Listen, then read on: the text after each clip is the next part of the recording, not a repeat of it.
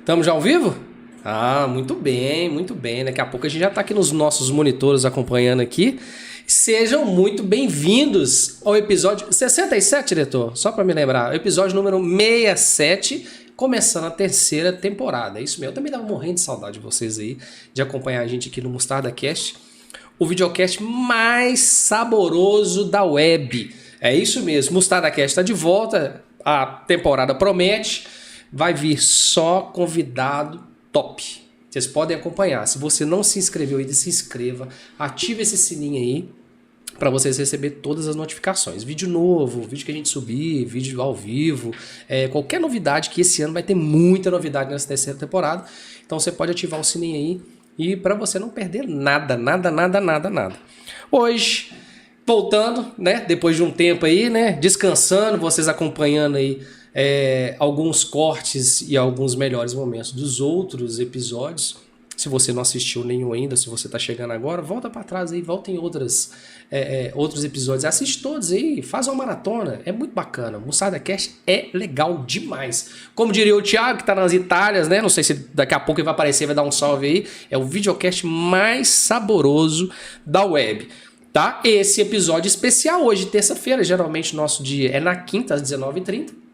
Mas a gente reservou o dia de hoje porque a gente vai bater um papo bacana, um papo sério aqui para a turma da gastronomia que precisa se orientar um pouco, a gente precisa de ouvir mais as pessoas e a gente sempre está discutindo aqui na mesa, sempre trazendo convidados importantes, a gente sempre ouve. Então hoje a gente procurou trazer um especialista, né, um profissional da área, para a gente não falar bobagem aqui, né? Então assim, a gente toma um partido, a gente entende as situações, mas meu papel aqui é de intermediar, de ser o interlocutor e a voz para trazer algumas informações para vocês, tá? Esse episódio é um oferecimento, né, dos nossos patrocinadores. Hoje eu vou falar os patrocinadores que estão com a gente, mas antes de mais nada, se você quiser patrocinar esse episódio, se você quer patrocinar o nosso canal, entre em contato com a gente, tá? Eu vou passar o telefone.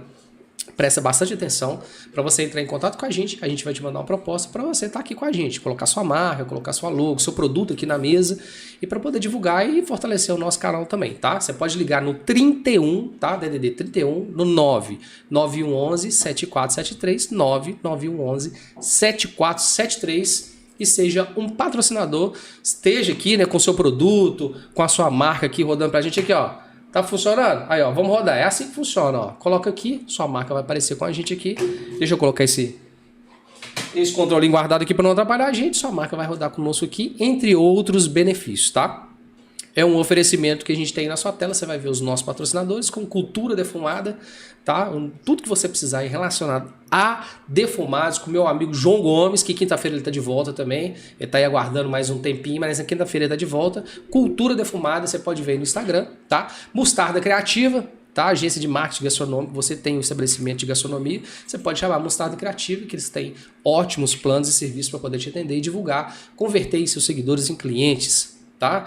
Mostarda Criativa. Tem também as italianinhas, são as pizzas italianinhas do meu amigo Fabiano. Gente, eu vou trazer aqui nos próximos episódios, vou trazer as italianinhas, tá? Assim como a gente já trouxe a Nápoles, agora a gente está trazendo as italianinhas para você conhecer a melhor mistura, a melhor combinação de pizzas que você vai ter na região, tá? Logo, logo eu passo o endereço e como você pode pedir, tá? Mas fique atento. As italianinhas e também o chimichurri do nosso amigo Lucas e da Rafa, pensou no molho, chimichurri no churrasquinho, bom demais, viu? Nossa. Pensou em chimichurri, tá? Vocês podem entrar em todos as redes sociais, todos os Instagram dessa turma aí para você conhecer mais os produtos deles, tá? Eu acho que é isso. Esqueci de falar alguém, diretor? Não, né? Acho que eu falei de todo mundo. Tá na sua tela rodando aí agora também com essa novidade. A gente vai deixar os patrocinadores em todo o nosso episódio rodando aí.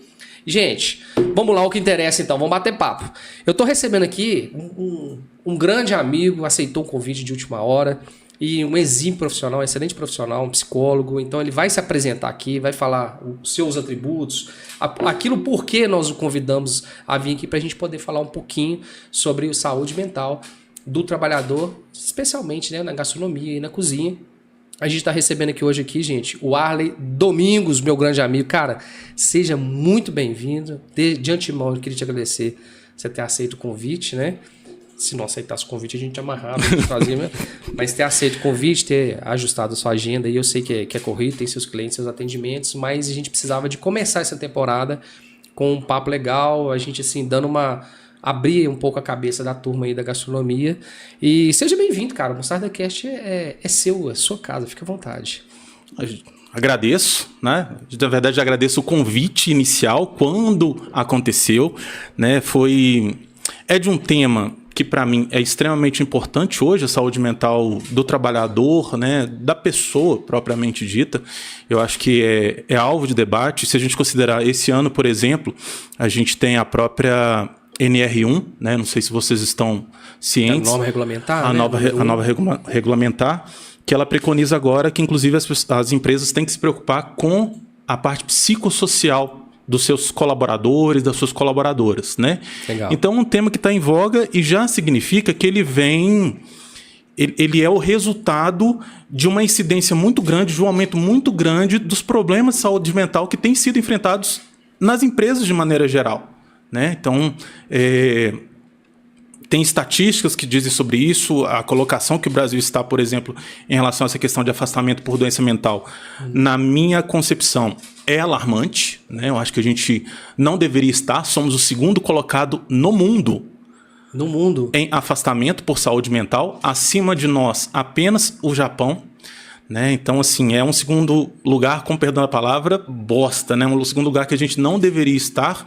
Acho que Não tem orgulho nenhum de estar no segundo lugar disso, né? O Brasil é um país muito diverso, né? Com muitas culturas que a gente não deveria ter deixado de chegar nesse lugar, né? É extremamente importante e a gente entender que o Ministério da Saúde também compreende isso, que é importante a gente começar a se preocupar com isso.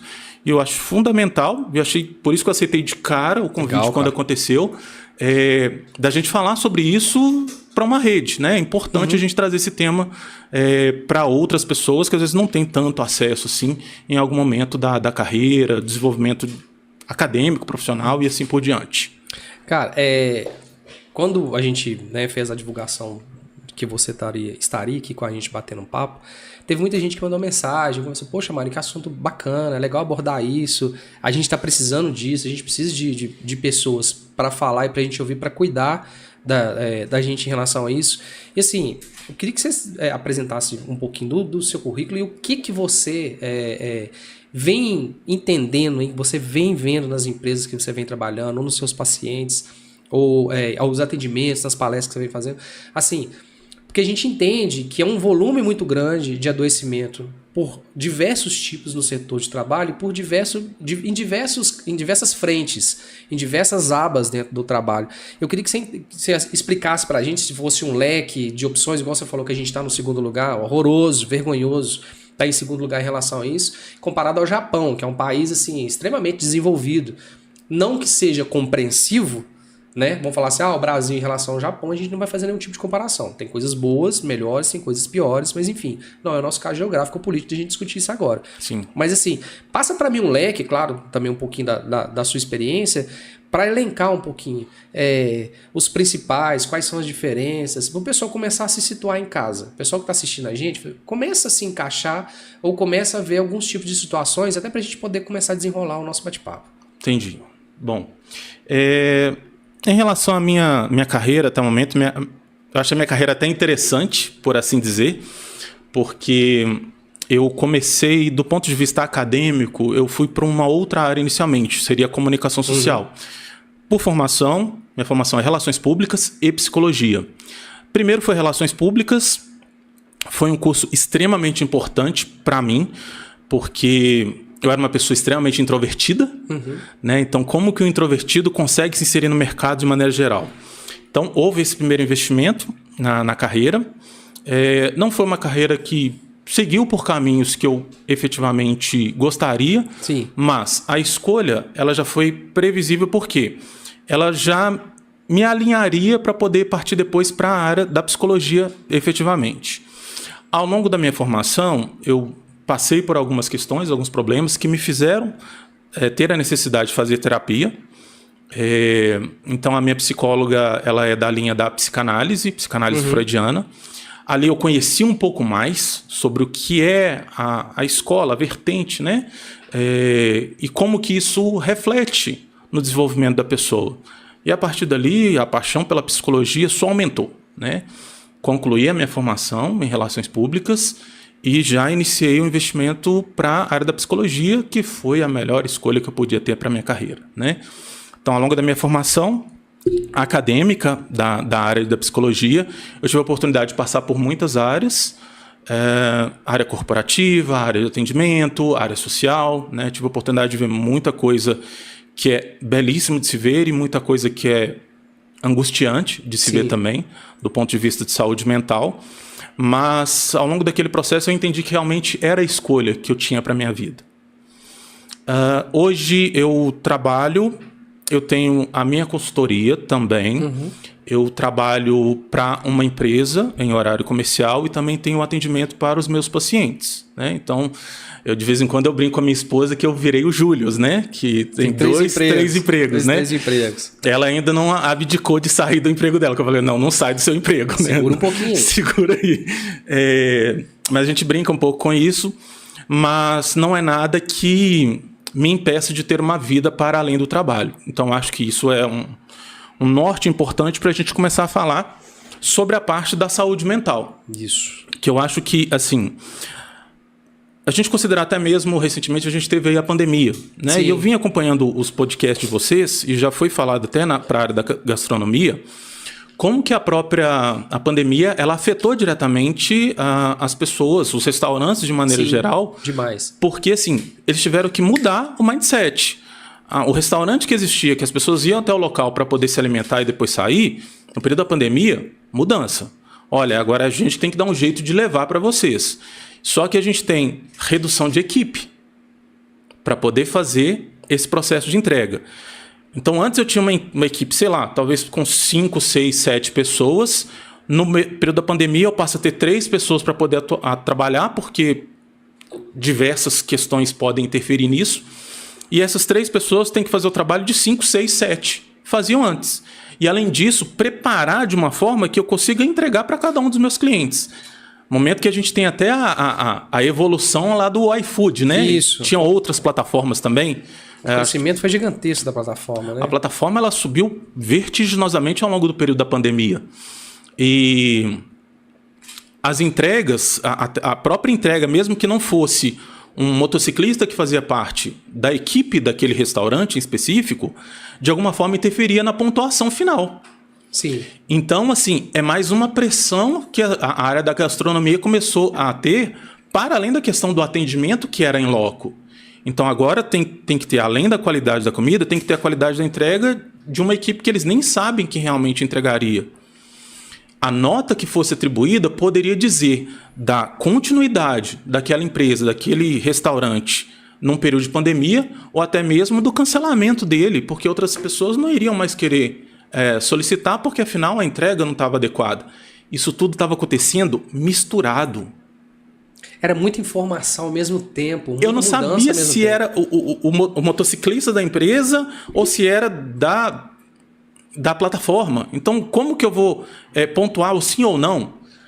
E a pessoa que está ali trabalhando com uma quantidade muito maior de atribuições para poder atender aqueles clientes que estavam nas suas residências e não poderiam sair, eles tinham que demonstrar ali um carinho muito constante para que a pessoa soubesse que ela estava sendo bem atendida. Só que não tem como. A apresentação que você tem dentro de um restaurante, na hora que você entrega a refeição para o seu cliente, é diferente da refeição que vai chegar no fast food. Sem dúvida. Então, isso tudo, de alguma forma, começou a interferir e se torna mais ambientes que se tornam pressionadores para um resultado dentro de um ambiente da culinária. Pelo menos do meu ponto de vista, né? Abrindo aspas aí, você falou a questão do iFood, é legal porque a gente sempre menciona aqui sobre a pandemia, porque é recente, né? A gente está aí batendo um papo de uma coisa recente. Poxa, é uma pandemia, né? A gente não tinha passado... Bom, eu e você também... Pela idade, pelo tempo, a gente não passou por isso. Sim. Passou outras coisas, mas a gente não passou por isso. Então, pra gente é tudo muito novo, pra maioria era muito novo. Então, assim, a gente sempre discute aqui, mas a gente discute de uma forma administrativa e tal. Porque foi difícil, que deu certo, muita gente quebrou, muita gente fechou e tal. Mas, assim, a preocupação maior, eram duas coisas, igual você falou, a questão de nota. A nota elencava e jogava o restaurante para cima, determinava a sobrevivência dele ou não, a pressão em cima disso. Você tinha que aceitar funcionários, que igual você falou, que você fazia a mínima ideia de quem que era. O motoboy que você nunca viu na vida, você tem que entregar o seu produto na mão dele, esperando que ele chegue no cliente. Até hoje tem muitas e muitas diversidades, melhorou muito, Sim. mas tem muita diversidade em relação a isso. Mas assim, virou um joguinho em determinado momento, quem tava com as cartas na manga, vamos falar assim, não vamos falar de marionete, nós vamos começar a falar de uma forma, você me explica e você me poda se for o caso, mas eu acho interessante que o pessoal tá acostumado a pensar dessa forma, não virou um joguinho das plataformas ou das gestões, assim, indiferente disso, da pandemia, de quem tá trabalhando, porque se aumentou o volume de trabalhadores, só ficou aquele negócio assim, não, é injusto. Pô, você dá nota para um restaurante ou então você não vai estar na plataforma. E você depende da plataforma. Isso tem um impacto muito grande na cabeça de todo mundo, cara. Você não vê uma coisa mais ou menos nessa brincadeirinha que eles chegaram a, vamos falar assim, a fazer um joguinho nesse momento, não? Orquestrar, talvez? Talvez. Os maiores clientes, os clientes que ofereciam, às vezes, um contrato com maior pagamento? Pode ser que sim, pode ser que não. São informações que a gente não detém, que a gente pode... Eu vou usar o termo aqui, delirar sobre a questão. São elucubrações que a gente pode ter para poder falar assim, é isso ou não é isso? O problema é que vivemos em uma sociedade capitalista. Problema, entre aspas, que eu vou utilizar, tá? Sim. Então, todos vão visar o lucro. Aquele momento, o momento da pandemia, significou ali uma possibilidade de plataformas que não eram utilizadas para poder realizar um processo de entrega, começar a desenvolver e ganhar o seu capital. O interesse econômico foi um fator. A lucratividade sempre vai ser um fator numa sociedade capitalista. Então, pode ter alguma questão disso? Pode. Mas a gente acervar, a gente bater o martelo que isso realmente aconteceu, eu acho delicado e acho complicado de a gente seguir por essa linha. Muita gente fechou. Muita gente grande fechou. E muitos pequenos se tornaram pequenos empresários. Aí foi oportunismo, aí veio o MEI, empresário individual, aquela coisa toda, recolhimento, era um mercado. Só que muita gente grande fechou. Muita gente grande fechou, tinha muito funcionário, esses funcionários de cozinha, vou abrir meu próprio negócio. Só, cara, assim, 90% fecha, mano. 90% fecha depois de um período. Porque não tem estrutura, não tem conhecimento, não tem estudo. Como é que foi a cabeça dessa turma para voltar para o mercado de trabalho? E até são pessoas que às vezes ficaram muito tempo sendo empresários ou pequenos empresários, sim, né?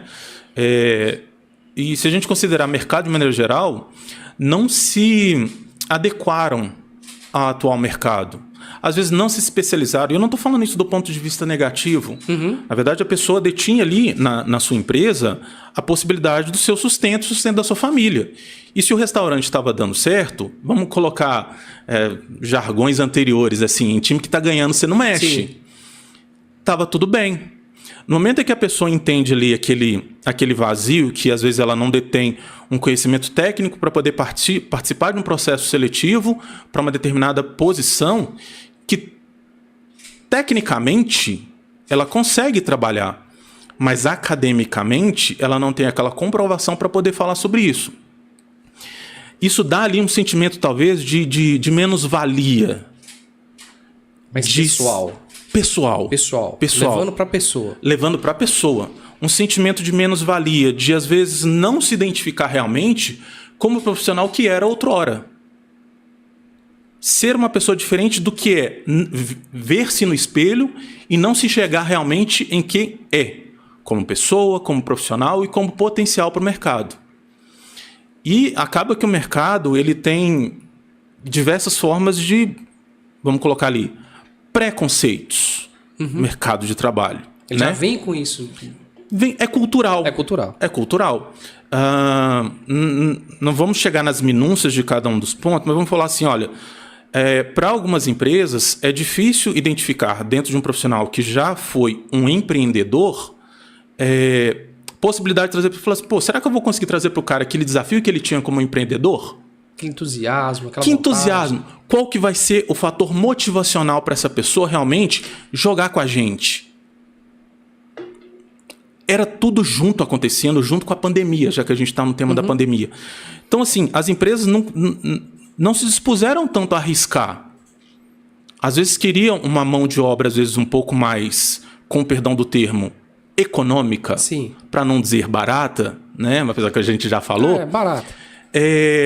Então buscava-se ali profissionais que às vezes tivessem uma quantidade menor de experiência, mas que eles pudessem moldar dentro da nova realidade que a empresa já estava vivenciando.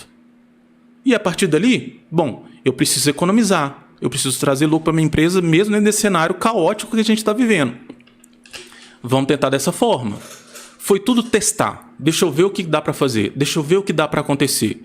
E isso foi impactando muito mais os empresários, que infelizmente viram a necessidade de fechar as portas do seu próprio empreendimento e não saber o que fazer, partir para outros campos, tentar outros tipos de atividades que às vezes eles não tinham conhecimento nenhum, né, para conseguir manter ali uma rentabilidade saudável, por assim dizer. Não vou falar que é uma rentabilidade boa, é uma rentabilidade saudável para sobreviver. Até por investimento antes, teve muita gente que investiu muita grana e acabou que não teve tempo de ter retorno. A gente sabe que, bom, uma empresa tem um tempo de retorno, de investimento, de absorção pelo mercado, de pregnação de marca, enfim, produto e tal.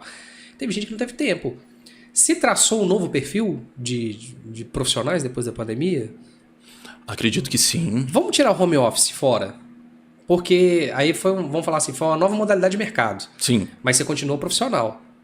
Se traçou um novo perfil hoje para as empresas exigirem dessa turma, e quando voltaram para o loco ali, vamos falar assim, para a empresa, para a cozinha, para o escritório, quando voltaram fisicamente para esse espaço, mudou-se o comportamento só das pessoas ou de chefia, de estrutura? Como é que você viu isso daí?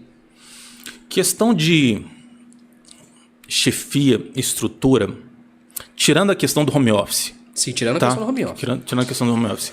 Eu acho que o tipo de perfil de um determinado profissional, de uma liderança, ela vai ser indiferente, quer seja no presencial, quer seja no home office. Tá? Ele ou ela vai manter aquele padrão de gestão ou impositiva, ou direcionativa, orientativa, indifere a posição. Se manteve, então? Mantém um perfil inicial. Só que o perfil das pessoas que começam a entrar no mercado, ela é um pouco diferente a partir disso. Porque aí é a exigência muito maior do aspecto tecnológico. Apesar de já estarmos evoluindo tecnologicamente ao longo dos anos, quando a gente tem o processo da pandemia em que a tecnologia passou a ser muito mais difundidamente utilizada, eu preciso trazer para a minha equipe pessoas que têm ali uma expertise maior com a tecnologia, né? E então, assim, as formações, tanto que muitas formações EAD começaram a aumentar a procura para as pessoas que não detinham ali muito conhecimento da área da informática. Para a pessoa tentar se desenvolver, melhorar para poder trazer. Mas, vamos colocar, pior que não tem como fugir muito da questão do home office, porque naquele período, as funções que poderiam ser atribuídas ao home office, elas começaram a acontecer. E quando a gente começa a ter o home office, muitas coisas começaram a aparecer nas casas também. Porque as pessoas estavam acostumadas a sair, sei lá, às 6, 5, 7 horas da manhã, passar por 8 horas de trabalho na sua empresa, atividade, por assim dizer, e após aquele horário, teoricamente, retornar para a sua residência. E a partir dali, as relações sociais da família acontecerem. No momento da pandemia, você tem ali uma necessidade muito constante das pessoas estarem em casa. Então, as famílias que de alguma forma eram disfuncionais começaram a ter isso mais claro. Os embates começaram a acontecer mais constantes. O diálogo começou a reduzir mesmo na presença. E a pessoa ainda tem que pensar que ela está trabalhando, exercendo uma atividade e ainda tendo que resolver uma questão nova dentro da sua própria casa. Porque as distâncias faziam com que esses conflitos não ficassem tão latentes, não ficassem tão perceptíveis. Então, você dividia de ambiente, né? Você separava o ambiente. Então você tentava separar o ambiente. Mas nem isso em alguns momentos foi suficiente.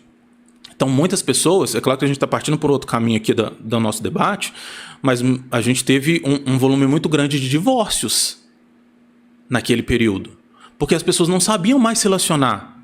Mesmo tendo ali uma relação conjugal, não sabiam mais se relacionar todos os dias. Não tinham mais essa forma de vivência. E a partir disso, novas estruturas começam a acontecer. Eu preciso procurar um novo local para eu poder morar, eu preciso procurar um novo ambiente para poder trabalhar. Sim. E sem que isso interfira num trabalho que eu estou realizando para uma empresa que está longe, com colegas de trabalho que estão longe. Eu não tenho troca mais. Eu tenho uma redução da troca. E a pressão continua acontecendo, porque agora eu tenho que demonstrar para a minha liderança que os resultados estão acontecendo. Eu tenho que ter entregas que demonstrem que eu estou realizando a minha atividade. Mais pressão sobre o colaborador. E eu estou falando da pessoa do escritório. Quando a gente pensa aí na pessoa da área da gastronomia, da culinária, eles não tiveram nem essa oportunidade de passar por isso. Eles já tiveram que sapecar na pressão para poder falar assim, olha, temos que entregar, temos que fazer. Eu ouvi isso muito no período da pandemia. Temos que fazer mais com menos. Eu entendi o termo do ponto de vista assim, poxa, o empresário a empresária está tentando fazer da parte dele. Mas fazer mais com menos, em algum momento, pode significar fazer algo que é cruel com o seu colaborador, com a sua colaboradora. Até onde o mais com menos realmente não vai interferir na saúde mental dessa pessoa. Essa pessoa vai ter que fazer um trabalho dentro da empresa e ainda depois ter uma segunda, terceira jornada dentro da própria casa para poder resolver uma questão que não pôde ser resolvida antes. Que precisa, inclusive, ser resolvida. Tem uma incidência de filhos que passaram a ficar dentro de casa e que eu preciso cuidar, eu preciso apoiar, eu preciso orientar, eu preciso direcionar, porque nem os professores estavam ali mais. Olha, estudando em casa. Todo mundo estudando em casa. Você modifica completamente uma estrutura. Todo mundo vivendo no mesmo ambiente e tendo que viver todos os desafios e as auguras a partir disso. A partir daí, é claro que os problemas não vieram todos na pandemia. Eu acho que eles se afloraram mais na Potencializaram. Pandemia. Eles existiam, mas potencializaram. Potencializaram na pandemia. Isso eu concordo com você. Porque realmente teve muita mudança de ambiente, de comportamento. Muitas coisas foram amostras, outras coisas foram as escondidas. E teve essa mudança gigantesca por causa da pandemia. Mas vamos pegar aqui um pouquinho, vamos trazer um pouquinho para trás, até para a gente começar a chegar, acho que no ponto alto do nosso bate-papo, onde que a gente quer chegar, vamos voltar um pouquinho na pandemia. O que se fazia para se ter esse cuidado, ou não se valorizava, ou não se preocupava, porque a gente conversou aqui em off aqui, né, das normas regulamentadoras que já existiam, o Ministério do Trabalho e tal, enfim. O que se fazia para a gente poder ter esse cuidado maior? Porque tem um volume muito grande de gente adoecendo. Não só, isso sempre existiu. Sempre existiu. Eu acho que isso sempre existiu. Só que essa coisa muito à flor da pele é um problema de geração? Ou é um problema estrutural? É um problema da nova estrutura? Vamos falar assim, da nova base estrutural? Porque a gente vê que, vamos falar assim, o pessoal das antigas, vamos falar a grosso modo, sofria calado. Uma boa. Partir por esse lado, assim. Se a gente pegar um contexto histórico de maneira geral, todo o processo de evolução que a gente tem do ponto de vista tecnológico, por assim dizer, todo salto vai ter aquele processo de adaptação. Vamos pegar ali, primeira revolução industrial, momento de inserção ali do vapor como uma nova tecnologia. Momento aí que a gente tem aí os primeiros trens, locomotivas que são colocadas. A gente tem uma força de trabalho que ela era exclusivamente manual, era força humana. E a gente tem a inserção do vapor, por exemplo, da locomotiva, a gente tem a possibilidade agora de caminhar junto. Pessoa e máquina. Só que pessoa e máquina, ainda sem entender como é que é pessoa e máquina junto. Eu vou tirar a pessoa, vou manter a pessoa. Era todo mundo trabalhando junto. E a partir daquilo, esse primeiro salto tecnológico que a gente tem, ele impacta em quê? Acidentes. Porque estava todo mundo trabalhando junto. Estava todo mundo se adaptando. prensamento de dedo, infelizmente, perda de membros, às vezes até mesmo a pessoa agarrar ali na máquina, infelizmente, né? Mas era o salto, a tecnologia, de alguma forma, interferindo na nova realidade. Segunda revolução industrial, a gente tem ali já a inserção da eletricidade e do petróleo. Aí a gente já tem uma diminuição da força de trabalho manual. Aprende-se, infelizmente, é aprender na prática. Aprende-se que tem que dar um certo distanciamento entre a pessoa e a máquina. Só que aí você diminui a incidência de pessoas necessárias para executar uma determinada atividade. Quando você diminui a necessidade, de maneira geral, tenta-se pagar menos para as pessoas que aceitam trabalhar ao lado das máquinas, porque afinal tinha um volume de atribuições menores para essa pessoa. Que dividir com as máquinas, né? Dividir com as máquinas. Cara, nesse período, assim, o final da Segunda Revolução Industrial, ele vai junto ali com o final da Segunda Guerra Mundial. A gente tem ali um filme do Chaplin, acho que vocês já devem ter assistido, o Tempos Modernos.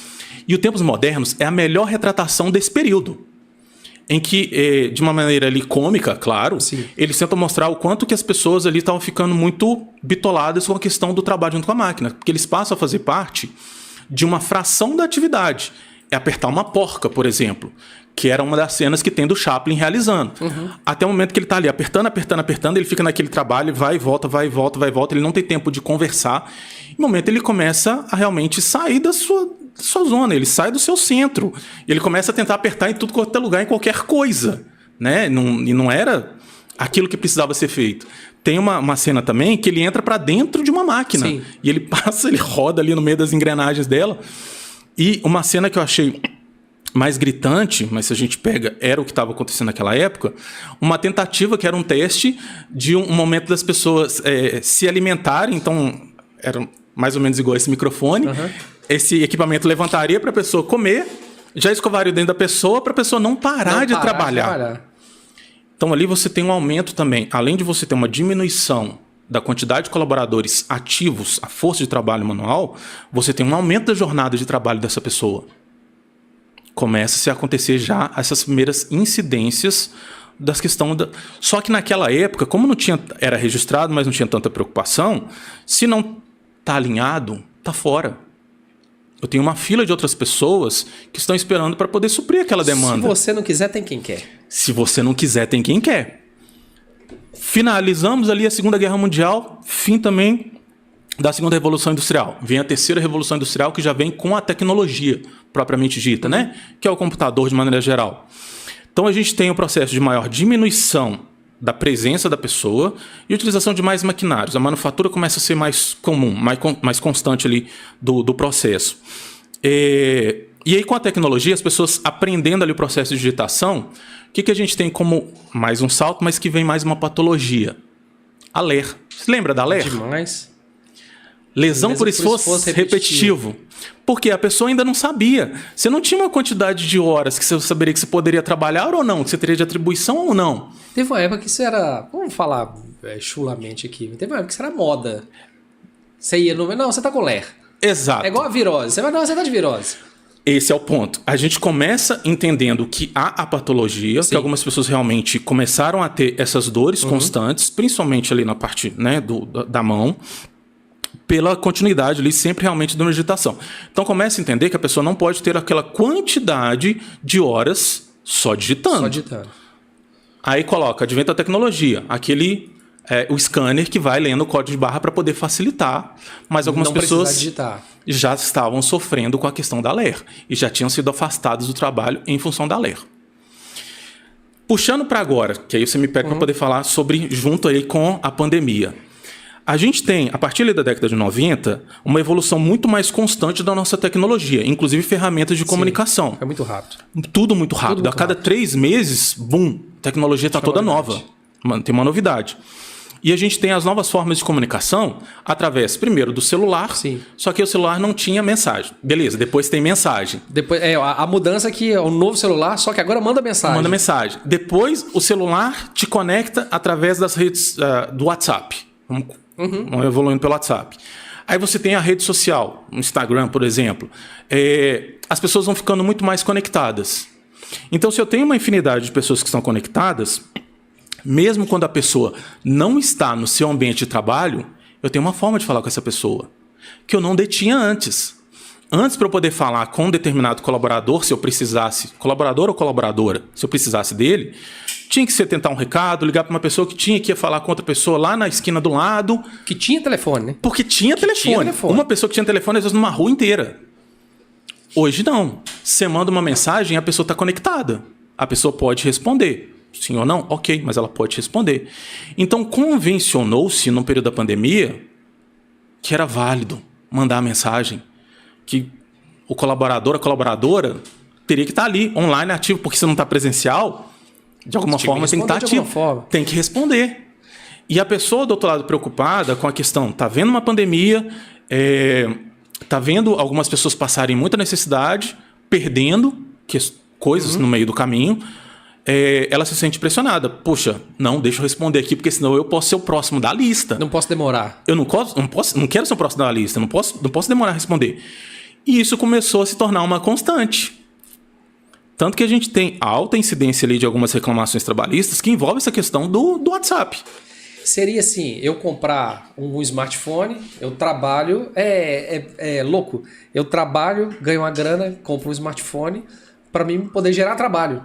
Então, assim... E me mantenho conectado ao meu trabalho? É um bem que ele acaba trazendo um ciclo vicioso. Sim. Até então eu não tenho telefone, então você não conversa comigo. Você me liga, você manda um telegrama, igual a gente falou aqui. Agora eu tenho um smartphone, eu tenho um telefone conectado, que a qualquer minuto você pode mandar uma mensagem para mim a qualquer momento. E se eu não responder, eu sinto a necessidade... eu começo a ficar ansioso para responder aquilo e automaticamente a pressão começa a trabalhar na minha cabeça. E para além disso, gente, por favor, eu não estou colocando que o celular não é uma tecnologia que é favorável, extremamente pelo contrário. Eu acho que é uma ferramenta muito útil para a nossa vida. Só que nós temos que ter... Mas adoece. Nós temos que ter os filtros. Sim. Até onde vai. Porque para além disso... Dentro do ambiente home office, por exemplo, as pessoas ampliam muito mais sua jornada de trabalho, porque eu tenho uma meta para poder entregar. Eu não tenho mais uma jornada de trabalho que eu começo às 8 e termino às 18, por exemplo. Você perde a noção porque você não... Usando um termo muito antigo, eu não bato cartão. Se eu não bato cartão, que hora que eu vou saber que eu realmente tenho que parar de trabalhar? Se ainda tem uma atividade, eu já estou ali, estou em casa, continuo desenvolvendo. E a pressão continua acontecendo para esse colaborador e essa colaboradora. Sim.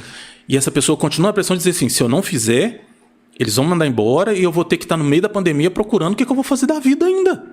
Isso cria um medo muito grande nas pessoas. E isso continua depois da pandemia, né? Continua depois da pandemia. Perdura e isso acaba que reflete muito na saúde mental, porque muitas pessoas realmente começaram a ter déficit de memória, muitas frustrações.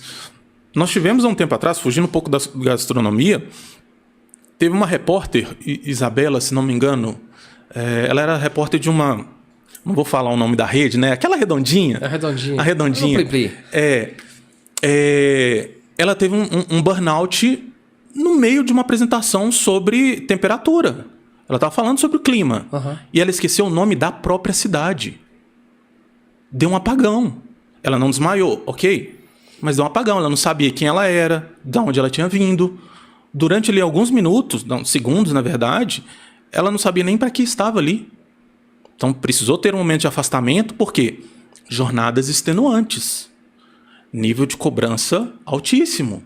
Uma coisa vai incorporando a outra e chegou a um ponto que ela não descansava mais. Não necessariamente volume de informação.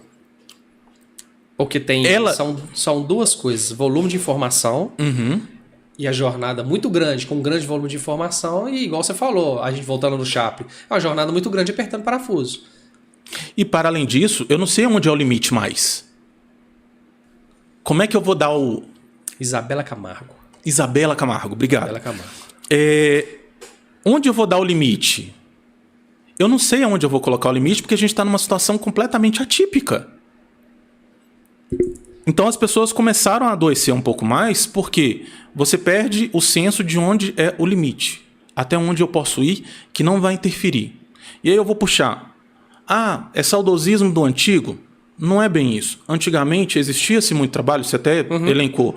Ah, uma determinada geração trabalhava calada.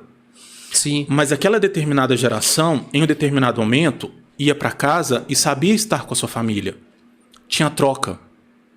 Você tinha um momento de você tinha um renovo liberar ali, né? Você tinha um momento de você poder renovar. Você tinha uns momentos de felicidade, de euforia, para que você saísse daquela zona do constante trabalho. Então você conseguia liberar hormônios Sim. que te reequilibravam. Melhor das situações do mundo? Não estou dizendo isso. Mas havia uma contrapartida dentro da realidade da atividade constante. Quando você fala de um momento que a gente está todo conectado o tempo todo, que hora que você realmente vai reservar para outros eventos que não seja o trabalho? E aí vem, por exemplo, não sei se a gente entraria nisso por agora, mas vem o workaholic. Ah, não, sem dúvida, pode falar. Pode ser? Pode chegar, porque eu melhorei bem, viu? Se você for chamar atenção, eu melhorei bem.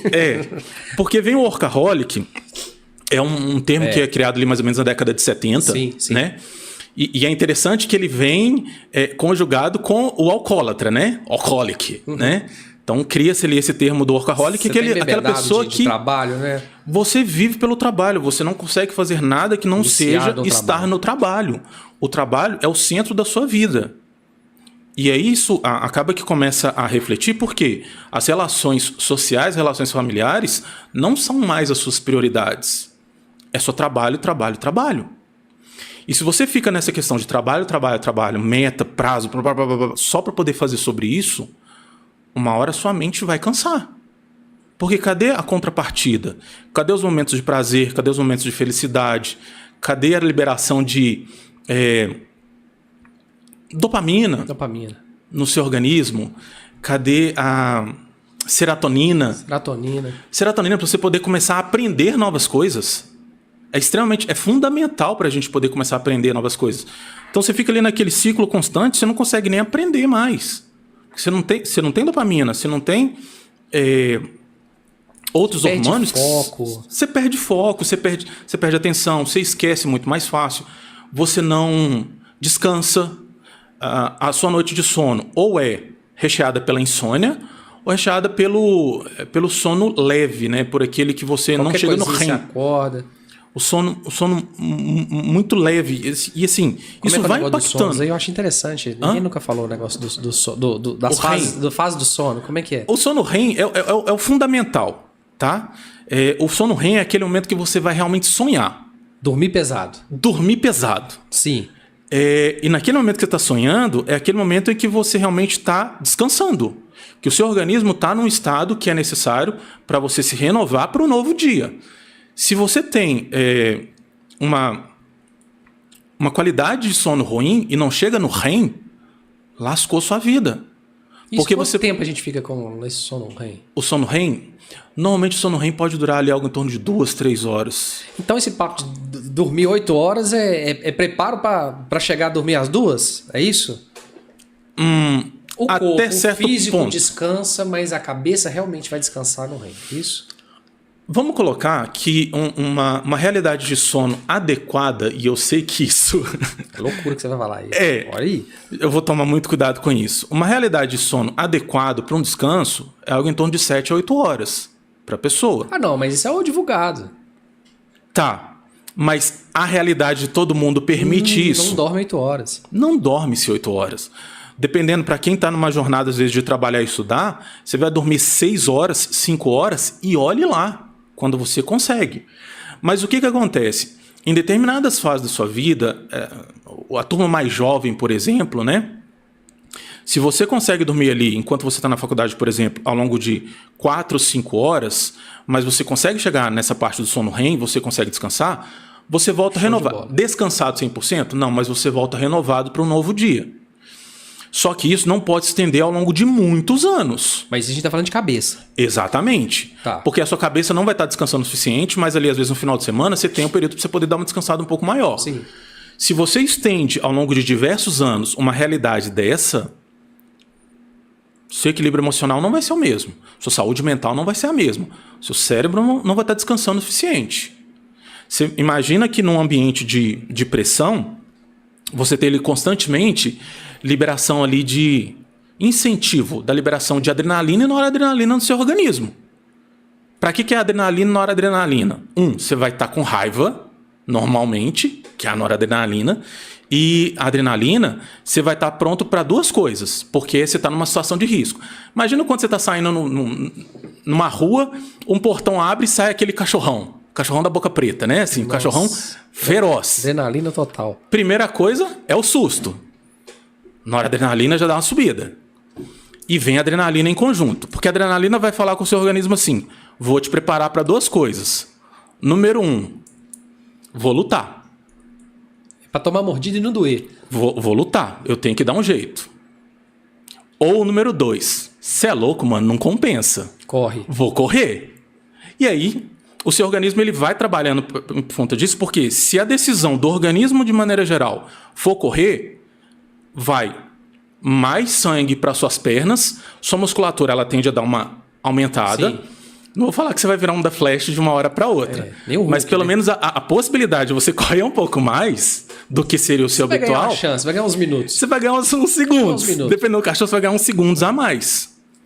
Se você traz isso para um ambiente de pressão, e a gente pode falar muito isso também um pouco do ambiente da cozinha, tem até uns números que eu vou passar depois para vocês. Legal. Se a gente vai para o ambiente da cozinha, um ambiente que é muito tóxico, por assim dizer, que está sempre ali pressionando pela entrega, pela apresentação de maneira impecável, e entendo isso, é o nome do restaurante, é a imagem do restaurante. Mas se a pressão ali é extremamente excessiva, constante, se você tem ali uma liderança que está sempre ali, faça mais, não está o suficiente, isso está ruim, até a forma de falar ela é diferente, o seu organismo continua só liberando adrenalina e noradrenalina.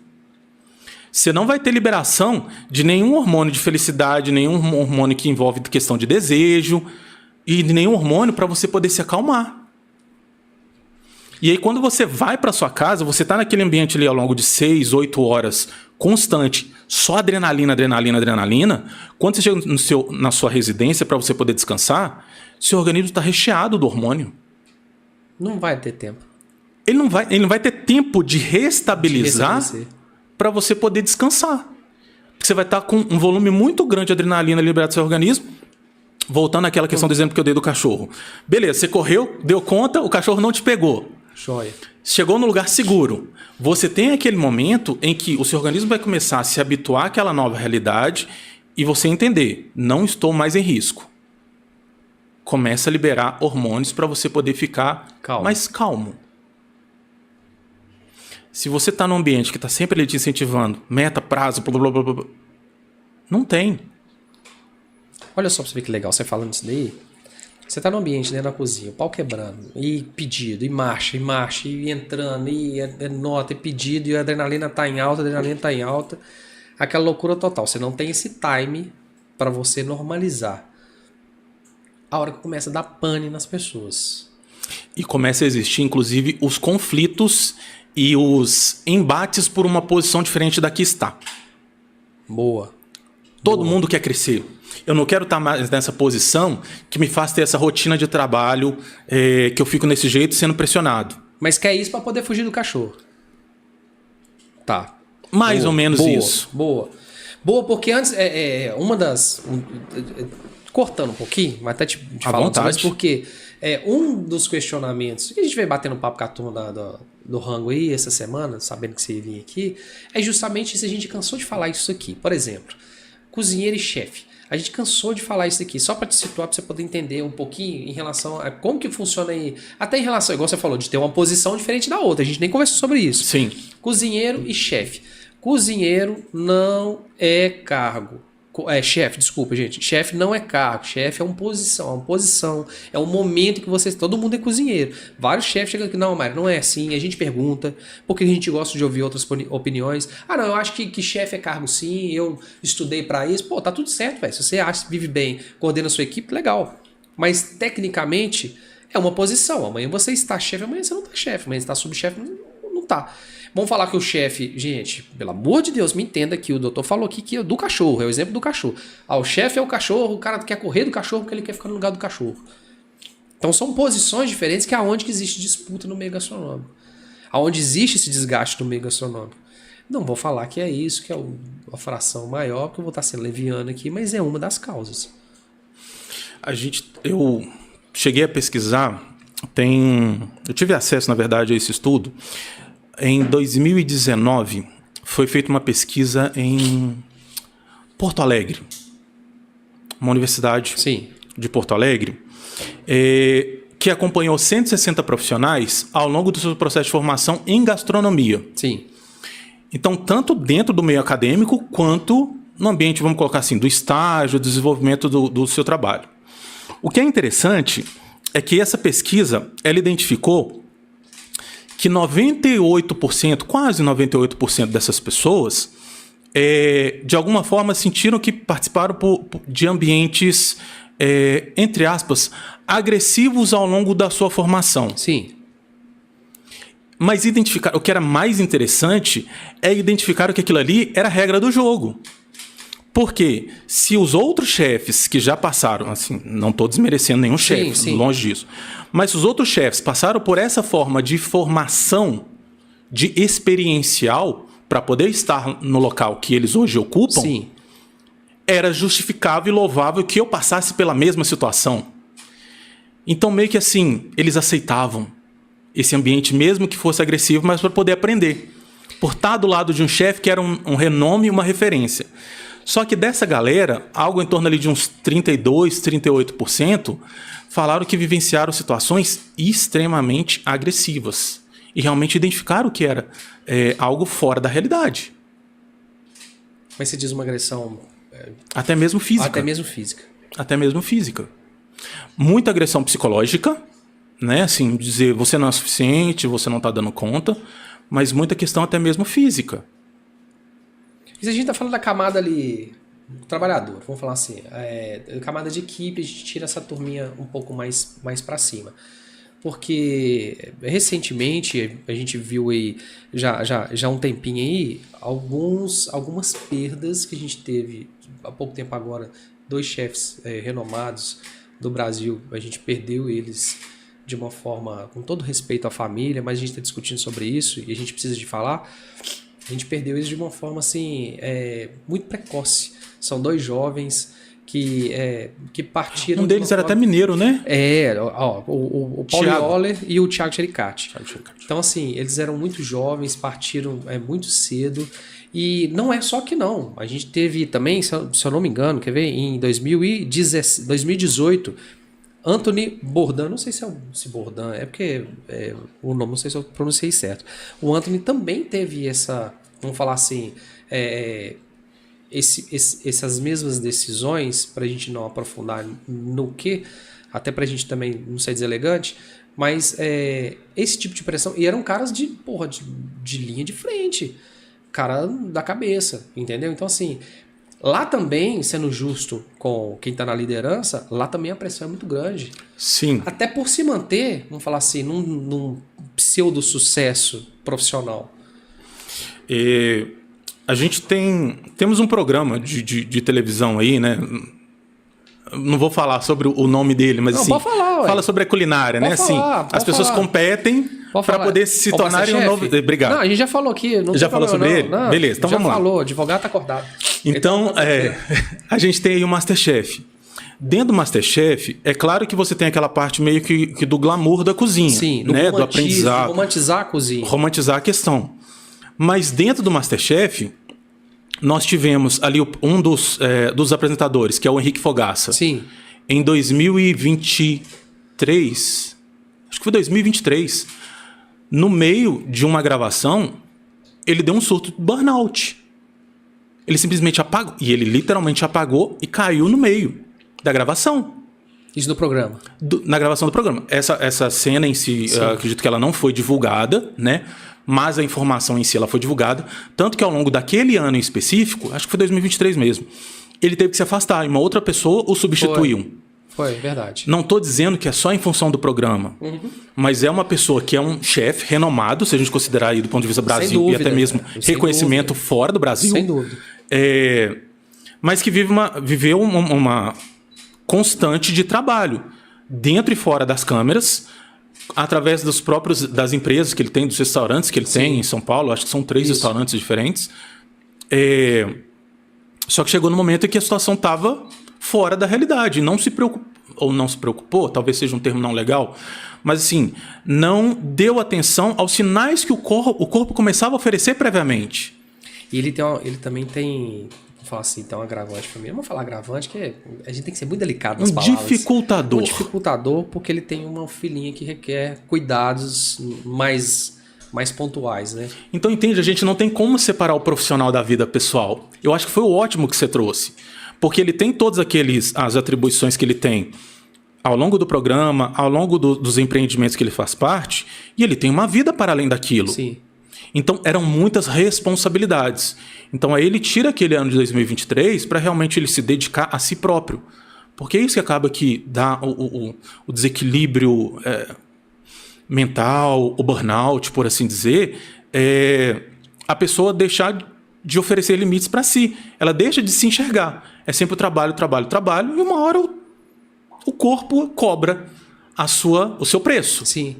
E o preço para ele, naquele momento, foi desmaiar dentro de uma gravação.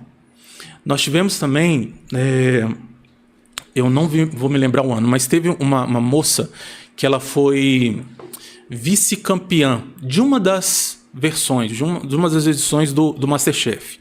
Do Brasil? Do Brasil. Do Brasil. E ela saiu e ela criou o restaurante dela. Só que ela, assim, ela é ótima do ponto de vista de cozinha. Sim. Mas ela mesma falava que ela não era boa do ponto de vista de administração. De gestão. Então, ela também sofreu um burnout. Porque o ambiente... E ela é a chefe de cozinha. Ela era proprietária do restaurante. Uhum. A pressão sobre ela... Mas o que era a pressão sobre ela? Era a pressão dela sobre ela mesma. A pressão de um meio social que fazia com que ela estivesse sempre numa posição ali de mais...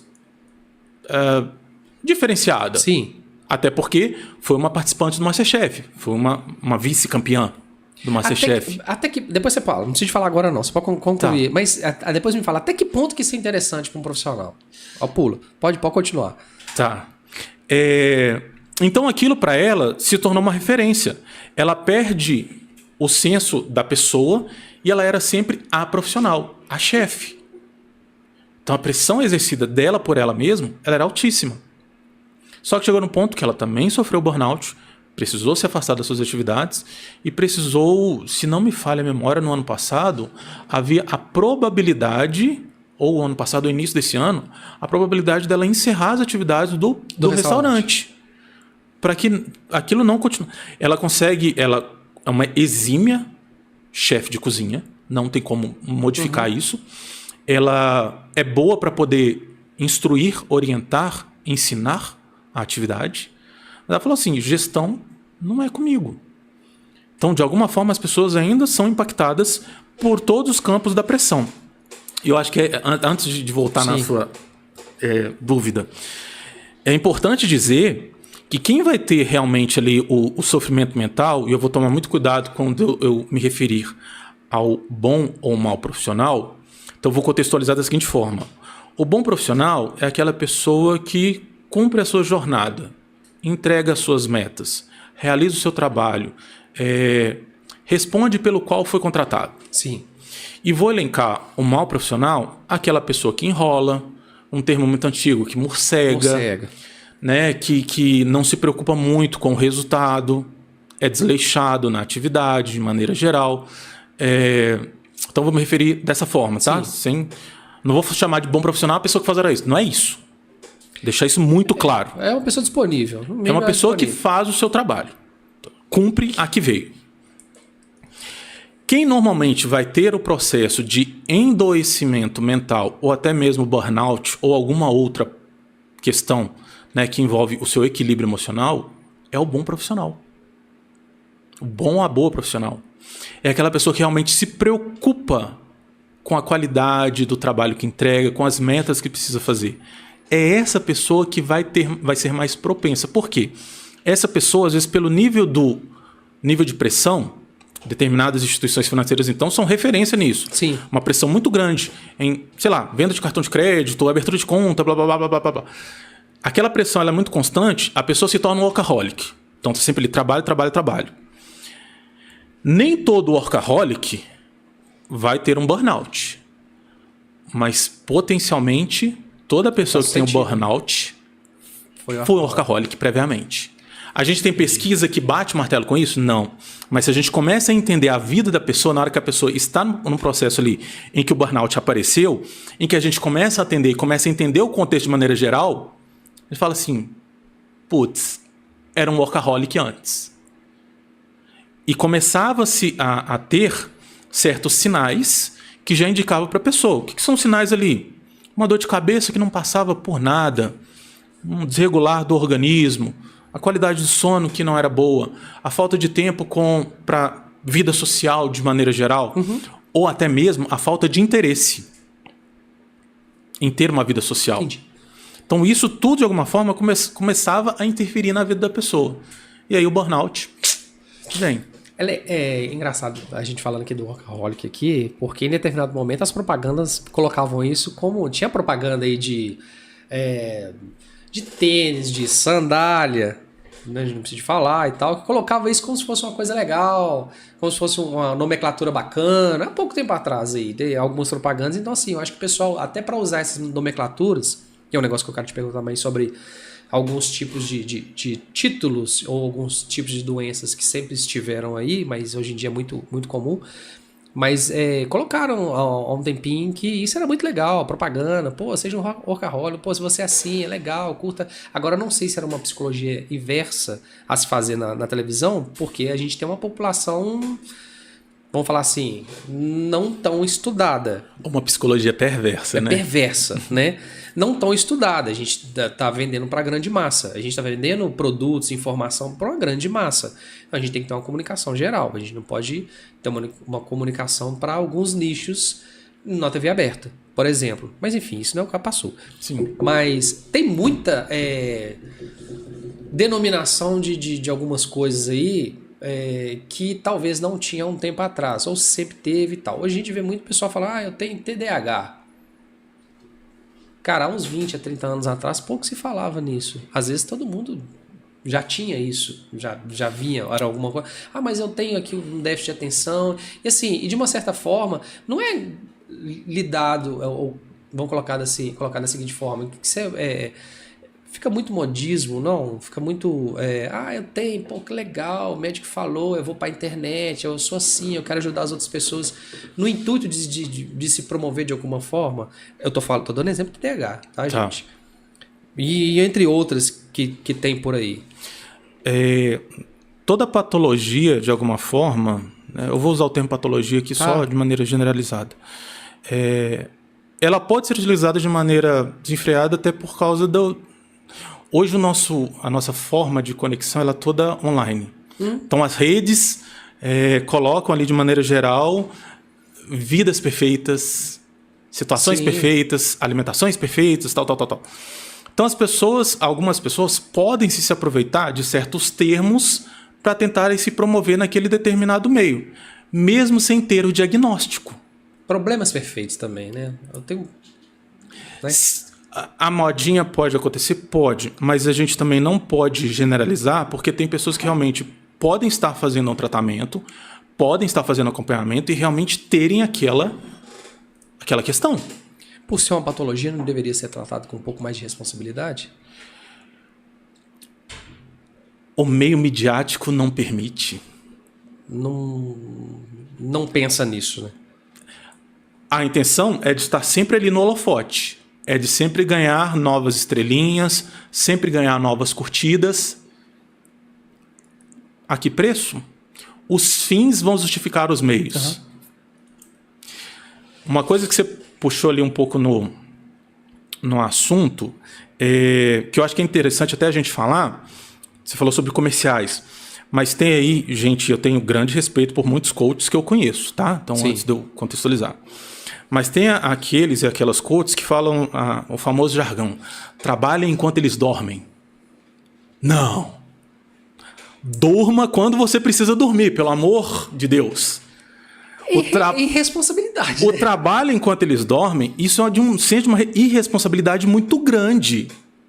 Porque você está colocando para as pessoas que é bonito você não dormir, que é bonito você não descansar, que é bonito você não ter tempo para a sua vida pessoal.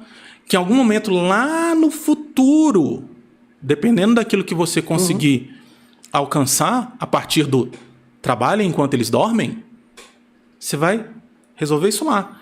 E tudo aquilo que está passando hoje na sua vida, perdeu. Não volta não. Já se foi. O tempo que se foi. É interessante, eu gosto muito gosto muito da nossa música brasileira, né? Eu gosto muito de Legião Urbana, né? Sim. E eu gosto muito de uma música que eu até coloco, né, em algumas referências que eu tenho, que eu não tenho mais o tempo que passou, mas ainda tenho muito tempo. Então, hoje eu não posso fazer nada por aquilo que Passou. já se foi. Mas eu posso fazer a partir do agora, do presente. Enquanto esses e essas coaches falam, trabalham enquanto eles dormem, eu vou estar perdendo o hoje, eu vou estar perdendo o presente. Não vai voltar nunca mais. Já era. Se foi. Ou você aproveita aquele momento com aquelas pessoas que você gosta, com aquelas pessoas que você ama, com aquelas pessoas que você tem um apreço, ou já era. As pessoas vão te visitar ali num túmulo. A gente não tá caminhando pro início, né? A gente tá caminhando pro final, né? Exato. É a única certeza que a gente tem na vida, infelizmente. Então o caminho ele vai ficando mais curto. Se a gente não se preocupar com a gente mesmo. Né? Se a gente não identificar olhando para o espelho, quem somos nós. Vale a pena, então, participar desses programas assim? Ajuda? Sobre um ponto de vista midiático, acho que sim. Visibilidade. Visibilidade. Eu acho que, até mesmo para o processo de evolução, assim, nesses programas que a gente tem, como por exemplo o MasterChef, tem algumas pessoas que entram já com um determinado nível de conhecimento e tem pessoas que entram, vamos colocar de certo ponto, cruas. Sim. De atividade. E você vê a evolução dessas pessoas ao longo dos episódios, é muito bacana de se ver. Mas ainda utilizando o exemplo do MasterChef, nós tivemos uma versão do MasterChef Senior. Ah, é verdade. Que foi um MasterChef para pessoas acima de 60 anos, assim. 60 mais. 60 mais. Eu não vou me lembrar a idade. Mas foi um MasterChef que eu acompanhei, completo. E vou te dizer por quê. Não havia, claro, ressalvado determinadas pessoas, não havia tanto aquele espírito da competitividade. Era sempre o espírito do colaborativo. Tanto que no final, se não me falha a memória, foram 2 que ganharam. Porque eles contribuíram um com o outro. Ali eles não estavam para poder competir.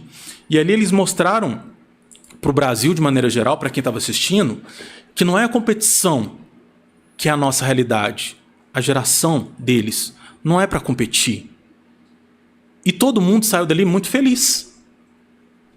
Saíram com um enriquecimento do ponto de vista técnico, da culinária, sim, da gastronomia, e saíram com novos amigos. Diferente de algumas outras pessoas que a gente passa por outras versões, outras edições, que saem realmente... Sai sem se falar, né? A treta já é ali, divulgada.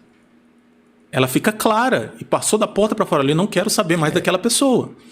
A competitividade, ela é muito incentivada. Até uma reparação, vamos falar assim, uma reparação dos próprios produtores do programa, tipo assim, colocamos a turminha mais jovem, o pau quebrou, teve repercussão, o pessoal adoeceu, aquela loucura em cozinha, não é isso. Vamos colocar uma turminha mais experiente aqui, para mostrar que não é bem assim. Mas o ponto deu ibope?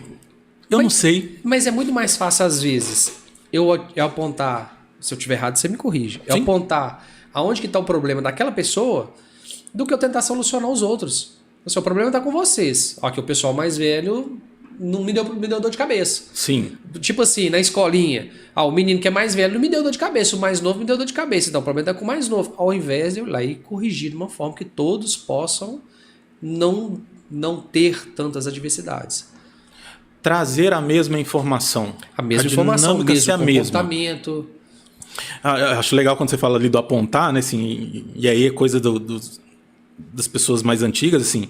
Nunca esquecer, quando você está apontando um para frente, tem 3 para trás, né? Então a gente tem que ter muito cuidado quando a gente fala sobre isso, porque em muitos momentos que acontecia essa questão de dizer quem era o negativo ou ruim, às vezes a pessoa não estava realmente identificando aquilo que estava nefasto ou precisando ser resolvido em si mesmo. Do programa, vamos colocar um programa para o sênior. Deixa eu ver o que vai vir. Deixa eu ver o conflito que vai vir. Não veio conflito.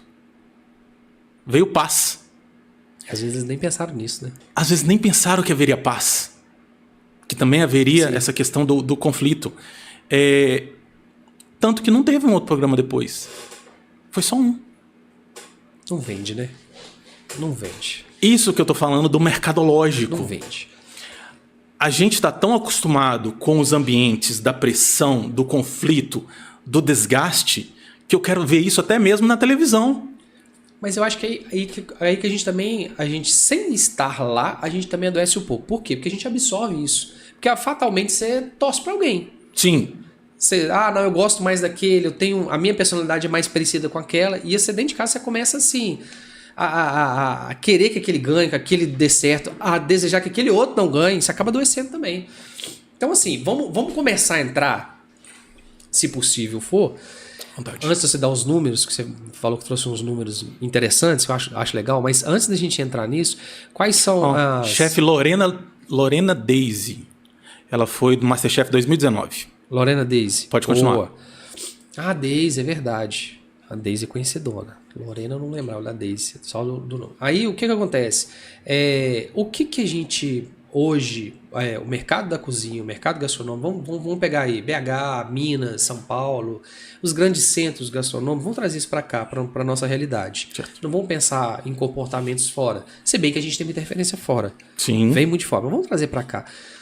O que a gente consegue hoje, tanto em relação a donos de restaurantes, chefe e tal, o que você, enquanto profissional da saúde, profissional que cuida da saúde mental das pessoas, qual seria, vamos falar assim, vamos falar a receita, porque não tem receita, né, Arlen? Mas qual que seria o caminho, o início para essa turma, eu preciso me cuidar? Acho que o primeiro, assim, para a gente pensar na questão de aparecerem potencialmente as doenças, é você passar a enxergar seu corpo. Os sinais que o seu corpo dá. Sim. Se você começa a perceber... Enquanto seu corpo não está te dando sinais, não está gritando, do ponto de vista fisiológico, tá? Sim. Vamos colocar uma premissa que está tudo bem. O melhor, gente, é fazer lá os seus check-ups, tá? Não vamos deixar de fazer check-up sempre que possível. Mas se o seu corpo não está gritando, não está dando nenhum sinais, está tudo bem. Você está dando conta. Se o seu corpo começar a dar sinais, alguma coisa está errada. E isso fazendo acompanhamento. Já no seu trabalho. Vamos considerar assim, que você ainda não está fazendo um acompanhamento constante com um médico, né, ou com um terapeuta, um psicólogo, uma psicóloga, por assim dizer. Mas se começou a dar sinais, está na hora de começar a procurar ver. É uma constante? Não está diminuindo? Não está parando? É crônico? Procura. Não procurou? Esses efeitos eles vão começar a aumentar em você. Até chegar num ponto em que realmente o seu corpo ele vai te falar assim, puxa o freio de mão porque agora é comigo. Quais seriam os sinais mais comuns? A ausência do sono ou sono não reconfortante, o sono leve, até mesmo a deficiência sexual, por assim dizer, que a pessoa não consegue, porque afinal está tão cansada, que não consegue mais nem sentir prazer. Sim. Uma irritabilidade ou uma oscilação de humor que ela é muito constante. No momento que você está bem e do nada, às vezes quando uma pessoa te falar alguma coisa do seu lado próximo de você, a sua irritabilidade já é mais extenuada. Leva para o transtorno bipolar? Não necessariamente, não chega a tanto. Tá? Porque quando a gente fala, por exemplo, deixa eu pegar o burnout. O burnout você é estritamente relacionado ao trabalho. O problema de cair alguns termos no meio é que o burnout começa a ser utilizado para qualquer coisa. No meio acadêmico é burnout, eu estou tendo burnout em casa. Não.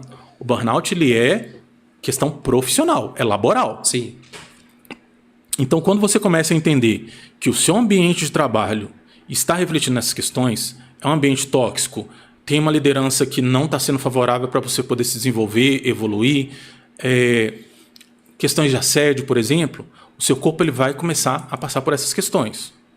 Deficiência do sono, irritabilidade, esquecimento. E eu não estou falando de esquecer eu tinha que fazer uma coisa, esqueci. Não, eu estou falando de você pegar ali, por exemplo, seu celular para fazer uma coisa e naquela fração de segundos você já esqueceu o que você ia fazer. Isso de vez em quando acontecer, habitual, comum, tá? Corriqueiro, sinal, alguma coisa está errada. Não estou dizendo, gente, que também que você não possa se sentir cansado ao longo da sua atividade. Nem tudo é burnout. É normal. Sim. É regra do jogo. Sim. Mas se isso está muito constante, está na hora de você começar a entender que alguma coisa não está certa. Se você não quer mais, se você não tem prazer mais por estar na presença dos seus entes queridos, mais um sinal. Se o trabalho é sempre o foco, você sai do trabalho e continua falando sobre trabalho. Sinal. Vamos entender o que está acontecendo. Começa a procurar um terapeuta. Em situação em que o burnout já se desenvolveu, já está numa situação maior, tem que ter inserção medicamentosa para a pessoa poder tentar reequilibrar e às vezes até se afastar um pouco do trabalho. Só que o problema que acontece quando a gente tem são situações que são muito abruptas e negativas e tóxicas, umas férias e a pessoa voltar não é o suficiente. Pode ser necessário que a pessoa realmente modifique até mesmo a sua atividade laboral.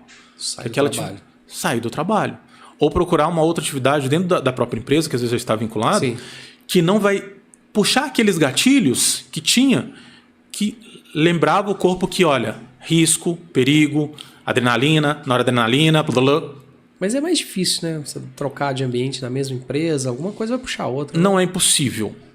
Concordo com você que seja mais difícil, mas não é impossível. Depende muito da preocupação que a empresa detém em relação àquele colaborador ou àquela colaboradora, ao ambiente profissional, né?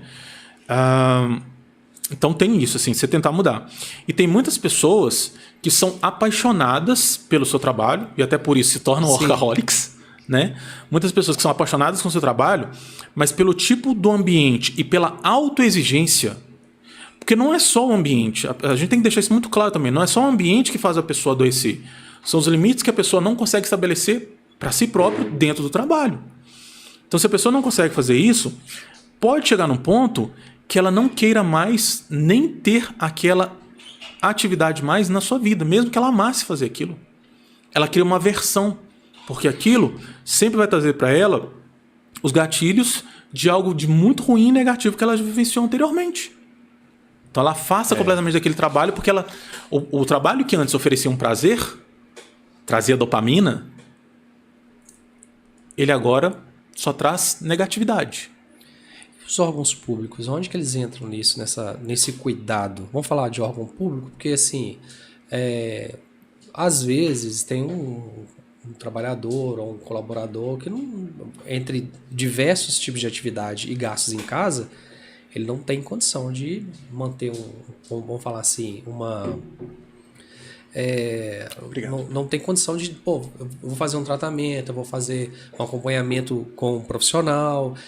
Tem outras, porque tem isso também. Poxa, eu tenho outras prioridades. Sei lá, eu tenho que comprar o gás, o arroz, eu tenho que pagar a conta de luz e eu não tenho tempo. Coloca para mim em duas partes. Em que posição que está, vamos falar assim, o poder público em relação a isso, ou eles não estão nem aí, ou não é de competência deles, e onde que o profissional da sua área, um profissional gabaritado como você, pode se posicionar e apresentar, seja para as empresas ou individualmente. Tá. Do ponto de vista de órgãos públicos, fica à vontade. Do ponto de vista de órgãos públicos, então a gente vai ter que pegar ali muito a área da saúde propriamente dita, né? Tem que ter um volume de profissionais adequados para poder atender determinadas demandas. Inclusive, aí é uma concepção que eu tenho. Tem água aí? Tem ainda. Tá. Se nós temos agora a NR1, que fala a respeito da questão dessa preocupação com o psicossocial, significa que também, minha visão, claro, não posso bater, não estou lá em cima para poder fazer isso. As unidades de atendimento de saúde, elas vão ter que estar equipadas com profissionais suficientes para atender essa nova demanda. Então não adianta simplesmente falar assim, olha, empresas se preocupem. O Ministério da Saúde, de maneira geral, na minha concepção, vai ter que fazer algo por isso também. Então é colocar mais profissionais que possam realizar esse acompanhamento. Unidades básicas de saúde, as UPAs, elas já têm um volume X de profissionais da área de saúde mental para poder realizar acompanhamentos. Qual a periodicidade que pode acontecer desses atendimentos? Confesso, não sei. Porque depende de ter o profissional naquela unidade para poder fazer o atendimento e o acompanhamento daquelas pessoas. E não vai estar lá todo dia também, né? Não vai estar lá todo dia. Ele ou ela não vai estar lá todo dia para poder fazer esses atendimentos. Então, as pessoas que às vezes não têm a condição de realizar um acompanhamento, elas podem procurar, por exemplo, clínicas e escolas. Né? As universidades que têm a formação Legal, na área. formação bacana. Porque as clínicas e escolas elas oferecem a possibilidade de atendimento por valores Simbólicos. um bom termo para poder utilizar. Valores simbólicos ou determinadas faculdades até mesmo sem nenhum tipo de pagamento. Mas aí vai fazendo um acompanhamento ao longo de 6 meses. Não vai conseguir manter com o mesmo profissional. São pessoas que vão ter orientação, claro, mas é uma estratégia. E mesmo que não sejam terapias, que as pessoas façam coisas que são terapêuticas, que possam promover liberação, como eu disse, dopamina, serotonina, para poder equilibrar o seu organismo, que é estar na presença de pessoas que lhe fazem bem, programações que te fazem descansar, uma pequena viagem, um final de semana num lugar mais afastado. Não é terapia, mas é terapêutico. Isso quebra um pouco o seu caminho também, sua rotina, né? Quebrar a sua rotina um pouco. É legal você comentou, porque às vezes é o seguinte, estou falando de mim, às vezes para ir pro mesmo lugar, às vezes eu faço caminhos diferentes. E às vezes eu pergunto assim, mas por que você está fazendo um caminho diferente e tal? Eu falo, não, às vezes eu mudo o meu caminho. Eu vou pro mesmo lugar, mas às vezes eu mudo o meu caminho. Vamos falar assim, passo na rua de cima, eu passo na rua de baixo, eu passo na principal. Eu mudo alguns caminhos para chegar no mesmo lugar. Inconscientemente ou até consciente, na tentativa de mudar um pouco ali a minha rotina, a minha percepção das coisas, a minha percepção de ver o dia a dia. Enfim, pode parecer bobagem, coisa da minha cabeça, mas de vez em quando eu me permito fazer isso. Olha, eu vou passar por aqui. Isso dirigindo, olha, eu vou passar por aqui hoje, vou mudar um pouco o meu caminho, para mim não ficar, porque às vezes é chato. Você vai para o trabalho, você vai para um compromisso, você vai para uma reunião, alguma coisa, você faz aquele mesmo caminho. Ainda que seja o mais necessário, mais rápido, o mais efetivo, mas às vezes eu faço um caminho diferente. Até por segurança também, às vezes, né? Sim. Porque hoje em dia tem isso também, né? A gente, principalmente quando a gente tá voltando para casa, enfim, a gente faz algumas coisas assim.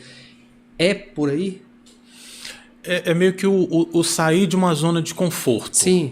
Né? Assim, eu acho criar que fatos novos. Sim, e eu acho que é até importante dizer, porque quando a gente fala sobre isso, sobre a questão da saúde mental, sim, tem muitas pessoas que falam assim, mas então eu tenho que viver na minha zona de conforto o tempo todo.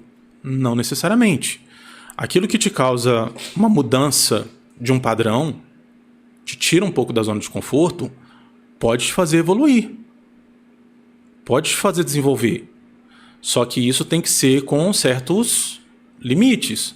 Não adianta você querer fazer tudo simultaneamente. Mudar tudo de uma vez, né? Não dá para mudar tudo. Estabelecer as prioridades e a partir disso ir atacando cada uma delas para você poder se organizar, até mesmo mentalmente, para você poder atacar cada uma dessas questões que precisa modificar na sua vida. Processo, por exemplo, da própria formação acadêmica, para as pessoas que às vezes não têm a condição de ficar apenas, exclusivamente estudando. Tem que trabalhar e estudar. Ao longo de 5 anos, ok. Você estender isso ao longo de 10, 15 anos direto, seu organismo também vai falar com você. Então não estou dizendo que a zona de conforto é boa, tá? Assim, às vezes a gente já falando, isso pode chegar a uma conclusão, vou viver sempre na zona de conforto. Não. É saber respeitar os limites, para que você consiga estabelecer. Mudar o caminho, sim, é uma forma de sair da zona de conforto. É uma forma de você ver ambientes diferentes para que não haja uma padronização, até mesmo você ficar no automático. Isso. É nada mais... Porque não somos máquinas. Sim. Se você sempre faz a mesma coisa da mesma forma, do mesmo jeito, automaton. A própria máquina cria um vício e um desgaste. E uma hora tem que colocar uma engrenagem diferente, tem que trocar uma pecinha ou outra. A máquina se troca fácil, né? Do ser humano, não. Não é fácil. Não é fácil. Porque, por exemplo, quando a gente fala do burnout, por exemplo, o burnout não é da noite para o dia. E o nosso problema, a gente está vivendo nesse mundo tão rápido, ágil, da profusão das informações, em que a partir do momento que eu desenvolvo o burnout, por exemplo, eu quero que em 30 dias ele se resolva. Não dá. Você não adquiriu ele com 30 dias. Não dá, irmão. Isso aqui significa que pelo menos foram 2, 3 anos pra você poder chegar nisso. Então, se você espera 30 dias para poder resolver uma coisa que você não identificou, não se preocupou ao longo dos anos, não vai dar. O que acontece hoje muito? Como a gente tem pouco tempo para as coisas, se você começa a sentir uma dorzinha de cabeça, já toma ali uma aspirina. Neosaldina. Uma Neosaldina. 2. Se... Falar da Neosaldina, a minha equipe aqui nos bastidores aqui já olha pra mim e ri, porque vem a dor de cabeça, são 2 Neosaldina. Então, só que aí se é crônico, se você tá tendo crônico, você tá mascarado, então, a sua equipe, eu já tô falando com a sua equipe, né? Vamos, né, levar um pouquinho de vez em quando, vamos movimentar, mas ok. Então assim, você começa a tomar medicamento. Beleza. Aí você começa a sentir uma taquicardia. Uhum. O pessoal da antiga fala assim, toma um AS para poder ralear o sangue. É. Aí você começa a tomar, além do primeiro comprimido para dor de cabeça, você toma para ralear o sangue. Aí, de repente, você começa a ter dificuldade para poder dormir. Aí você toma um medicamento, insere medicamento para que você durma. Pra dormir. Só que, beleza, você está dormindo.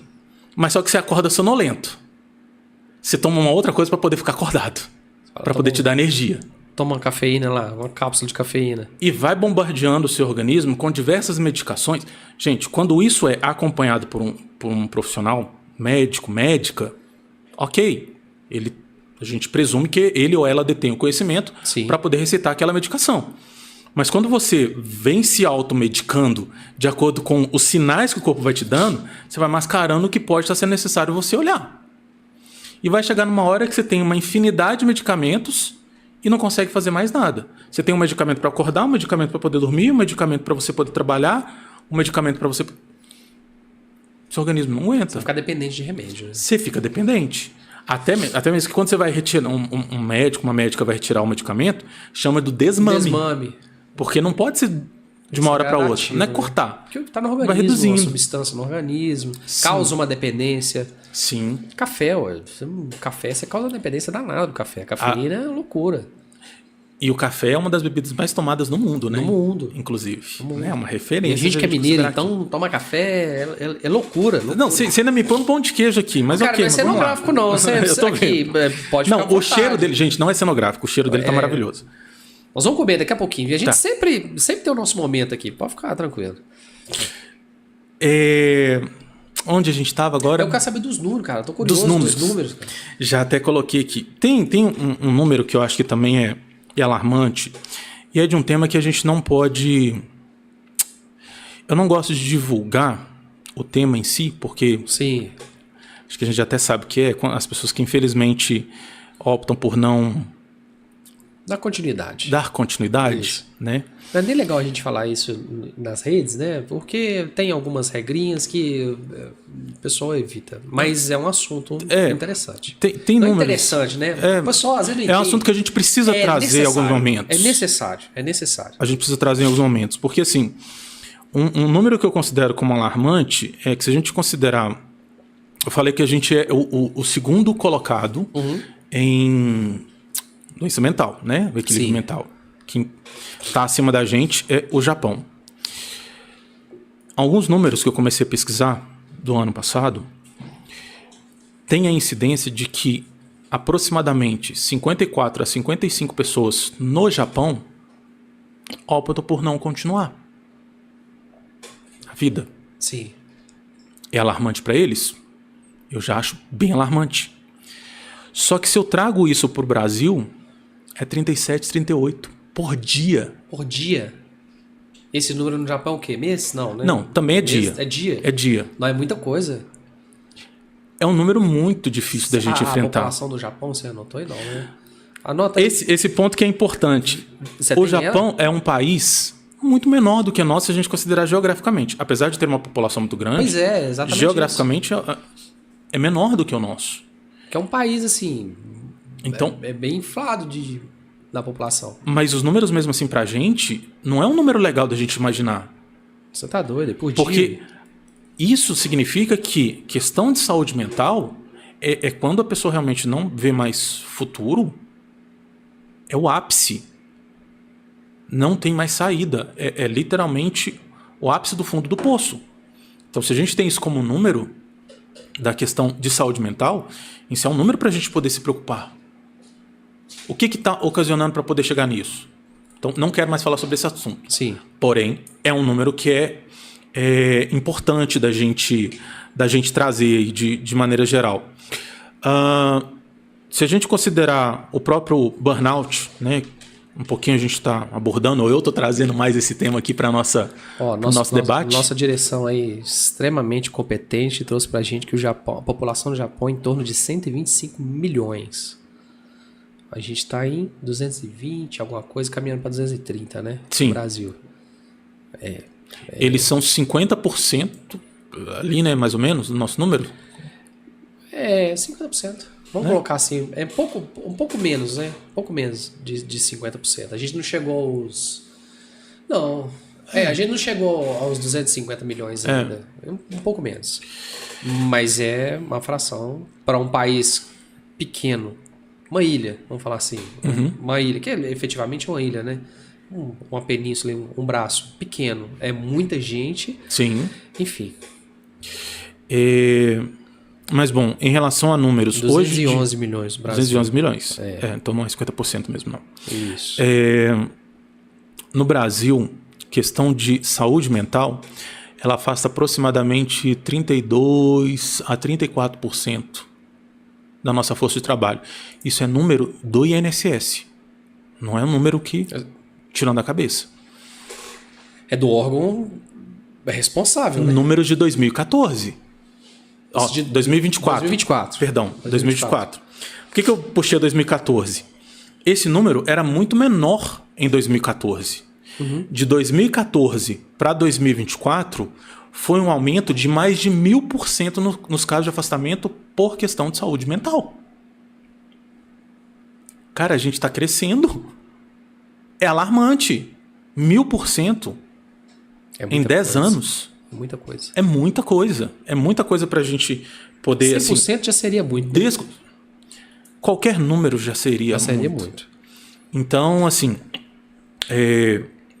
que também é valoroso colocar. Tem pessoas que têm duplas jornadas. Sim. Mulheres, principalmente, a questão do afastamento, ela tem uma incidência maior do nosso público feminino, inclusive. Sério? Que normalmente são as mulheres que têm duplas e às vezes triplas jornadas. Porque é o ambiente laboral e depois tem em casa. Para poder fazer. E às vezes faz uma atividade ali a mais para poder ter uma complementação da sua renda. Vende algum produto, né, daqueles produtos de revista ou de internet, por assim dizer. Então, assim, amplia-se. Então, são as pessoas que estão mais propensas, mas não significa que os homens também não passem por isso. Sem dúvida. Né? Também tem um volume muito gritante do público masculino.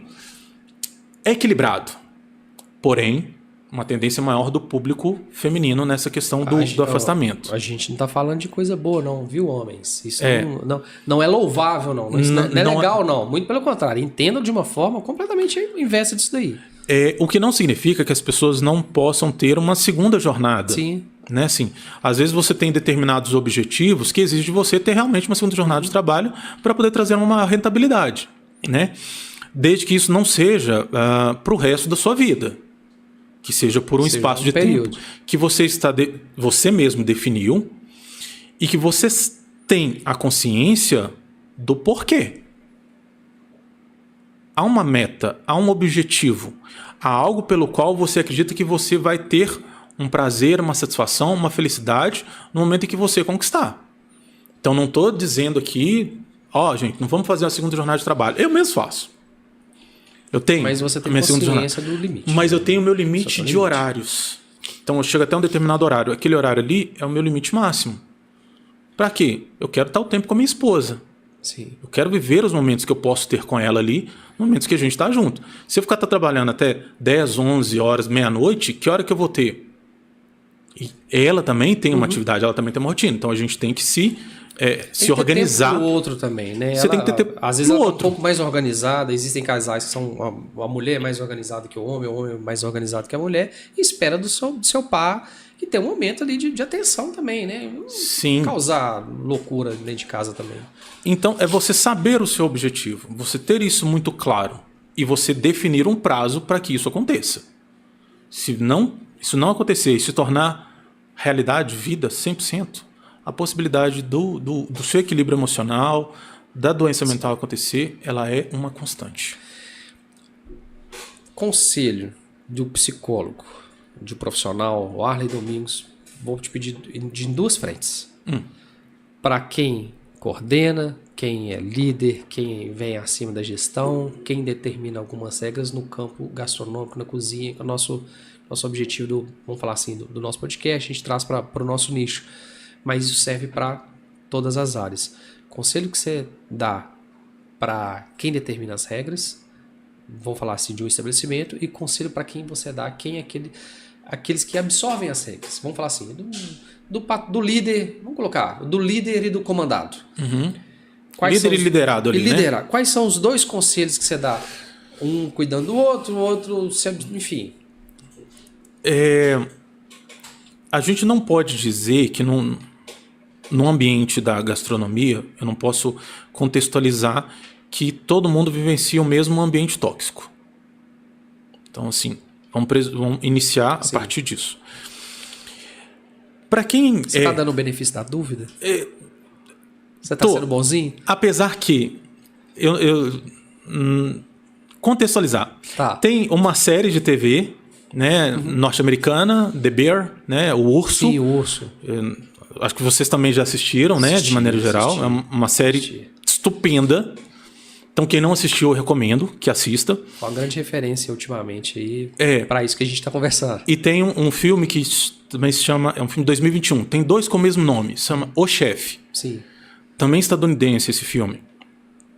Os dois mostram uma realidade que potencialmente você pode encontrar no ambiente da gastronomia.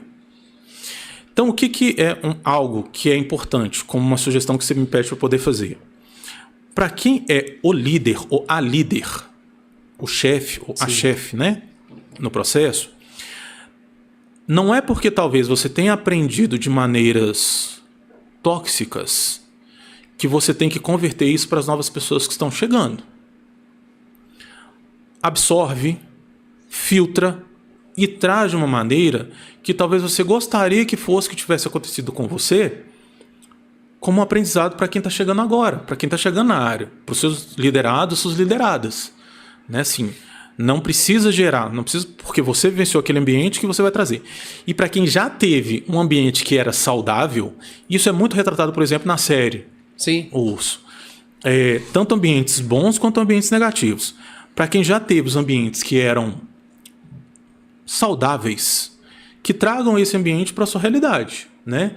Não se perca um pouco ali na pressão do cotidiano, do dia a dia, às vezes do fornecedor que não entrega, do proprietário ou da proprietária que está ali sempre pressionando por um resultado, por uma quantidade de pessoas dentro do restaurante. Tenta não deixar isso refletir na sua equipe, porque se a sua equipe começar a ficar impactada negativamente por uma postura que às vezes não é adequada, ela vai começar a sofrer e você vai começar a perder profissionais que às vezes são extremamente gabaritados e capacitados para estar naquele lugar. E por outro viés do liderado, às vezes entender também que nem todo líder... Deixa eu modificar. Todo líder é um ser humano. E às vezes ele pode não simplesmente estar num dia bom. Se é alguém que você já identifica que é um profissional que é tóxico, é uma coisa. Você pode tentar intervir, sugerir. Não sei se essa pessoa vai ouvir, né? Você pode fazer. Mas se é uma pessoa que já tem uma forma de gestão que é mais saudável, um determinado dia, essa pessoa pode não estar bem. Sim. Então, não coloque apenas como uma fração, um momento, um recorte de situação para poder dizer que aquela pessoa não é um bom líder. É o momento que ela pode estar passando. Ela pode estar precisando de ajuda também. Ela também pode estar precisando de ajuda, porque às vezes a pressão pode estar muito forte nessa pessoa e ela está fazendo o máximo que ela pode para que isso não respingue em você. Então você tem que entender que algumas vezes essa pessoa, mesmo que ela seja uma pessoa um bom líder, uma boa líder, em algum momento ela não vai estar bem. E às vezes você também vai ter que oferecer um apoio em contrapartida. Líder, tá tudo bem? Quer trocar uma ideia? Quer conversar? Para tentar também amenizar a realidade da vida dessa pessoa. E às vezes as orientações, mesmo que você às vezes já conheça muito, seja uma pessoa que já tenha muita experiência na área da cozinha, mas não para aquele novo restaurante que você está trabalhando, que você saiba ouvir novas sugestões. Porque eles podem trazer informações que vão melhorar o seu processo e vão às vezes até facilitar o seu processo de trabalho. Isso a gente tá tirando competitividade, viu, gente? Tirando competitividade. Eu não estou colocando competitividade aqui nessa balança. Isso também é um cenário que a gente está colocando aqui, um cenário comum. É um cenário, vamos falar assim, é um cenário comum que a gente imagina que a liderança está na liderança, que o liderado está ali sendo liderado, um cenário ok. Que a gente sabe que se a gente for entrar aqui nas camadas, a gente ia ficar conversando aqui até amanhã cedo, porque são várias vertentes, é um leque muito grande. Porque a gente não precisa também ficar entrando nisso, porque eu acho que é chato ficar comentando sobre isso também. Vamos dar como exemplo a série. Sim, DBA. vamos dar como exemplo. Eu acho que ela pode ser interessante. O início da série, sem dar muito spoiler, o protagonista principal, ele assume o restaurante do irmão a partir do falecimento do irmão. Só que é um restaurante extremamente bagunçado. É um caos, sim. É uma guerra o tempo todo entre os colaboradores e mesmo entre as pessoas que vão até lá. É uma zona. É uma zona, literalmente. E essa pessoa, o protagonista, ele tem o desafio de colocar isso num trilho mais aceitável. Só que, para além disso, é uma pessoa que é um chefe extremamente renomado, que abdica do trabalho de um restaurante referência que ele atuava para poder investir esse tempo para esse restaurante que era da família. Só que é uma pessoa que sofreu muita influência tóxica e negativa do último líder. Ele vive um paralelo, né? Um restaurante legal. Ele vive um restaurante legal, mas por último, restaurante negativo. Por último, restaurante negativo, exatamente. Então, aquilo está muito consolidado nele. Então, ele não dispôs ainda, ele não teve tempo, né, no início do negócio, para poder resolver a si mesmo antes de se inserir nessa nova realidade. E ele já sai de um ambiente caótico, que é o da pressão, e entra num ambiente caótico da bagunça. Da desorganização. Então ele tem esse desafio de colocar esses ambientes de maneira mais uma equidade, linear, sim, organizada. Só que ele enfrenta pessoas que já estavam naquele restaurante há mais tempo e que acham que não precisam da opinião dele. Então ele tem que enfrentar mais uma questão. Ele está sempre sendo pressionado. Gente, para quem não assistiu, então eu estou dando isso só como um inicial. Para quem ainda não assistiu... É muito bom, é muito bom. É uma série muito boa. E é uma série, para quem gosta ali da questão da interpretação, tem muitos momentos das cenas em que você sente o que o protagonista está sentindo. Não sei se quando você assistiu, você percebeu isso. Sim. Tem muitas cenas que você sente o que o cara está sentindo. Você tem aquela mesma angústia por aquilo que ele está passando. Então, uma obra-prima para poder ver e pode estar muito atrelado. Porque se constrói, na minha visão, claro, se constrói uma série que fala sobre isso, é porque tem elementos. Não, sem dúvida. Tem uma realidade que realmente acontece. E na nossa conversa, né, antes da gente começar, você até me falou que uma das pessoas que aparece no meio da série, eu não vou falar quem é. Não vou falar, é o idealizador da série. Você não pode conceber porque é uma pessoa que você não imagina, mas que ela é um chefe. E é a referência para poder fazer todo o trabalho. Isso é assim, gira muita coisa em cima dele. E assim, eu acho que é muito legal a gente ter essa, vamos falar assim, essa obra pra gente poder espelhar algumas coisas. É claro que a gente não vai ficar se espelhando em filme. Sim. O filme aconteceu porque senão daqui a pouco você assiste Superman, você tá pulando o prédio, querendo voar. Então não é bem isso. Mas aquele cara que assistiu, não sei, 8 temporadas de Plantão Médico resolveu que podia vestir um jaleco. Ser médico, né? Peraí, gente. Então me ajuda aí. Mas é legal que assim, esse personagem que foi o idealizador da série, que é um chefe de cozinha de verdade, que tá lá dentro, a gente não vai falar quem é, pra quem já assistiu, sabe? Quem não assistiu, vai dar uma olhada e pesquisa depois, que é legal, vou ver isso, sim. Ele se coloca de uma forma completamente externa àquilo da cozinha. Mas ele tem um papel extremamente importante para aquela cozinha. Sim. Como todos os outros ali, até eles entenderem essa tal da engrenagem. E é recheada de conflitos pessoais, conflitos amorosos, situações que a gente falou aqui sobre saúde mental, enfim. Impacto, tem esse paralelo dos restaurantes renomados que... quase que eu falo aqui. Mas não pode. Em si, que tem resultados de que ninguém estava esperando. Poxa, mas por quê e tal? A gente assiste que eu acho muito legal, acho muito bacana. E o outro é o Chefe. O Chefe, é um de filme. 2021. É um filme. É um filme. Esse é um filme 1h20, 1h30 aproximadamente. São dois de 2021 que é o filme... O de 2021 é o filme. Tá. Mas o outro eu acho que é de 2017, mas é mais comédia do que efetivamente muito a esse. ver. Esse é mais angustiante. Entendi. Ele retrata uma noite em um determinado restaurante de um chefe. Sim. Também que está passando por muitas situações, né? Então, assim, também um filme muito rico do ponto de vista de críticas, Sim. né? Que talvez a gente pode realmente perceber em um ambiente da gastronomia. Talvez, não tô dizendo que acontece.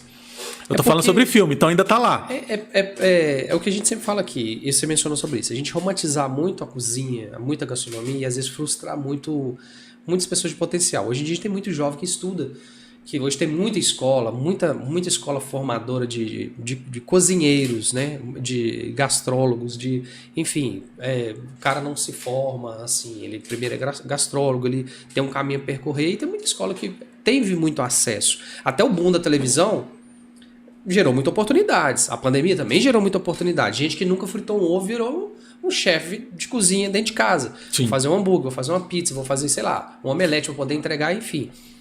Isso daí eu acho que em curto período, todo mundo fazendo muita coisa e sem muito conhecimento, sem muita informação. Ah, mas eu assisto aqui no YouTube e eu aprendo a fazer um bolo de cenoura e tal. Pode até aprender, mas o caminho não é por aí não. Você fazer um bolo é uma coisa, você fazer todo um menu de um restaurante, se comportar, atender, passar a personalidade do restaurante, a identidade do restaurante, eu acho que é outras coisas. Sim.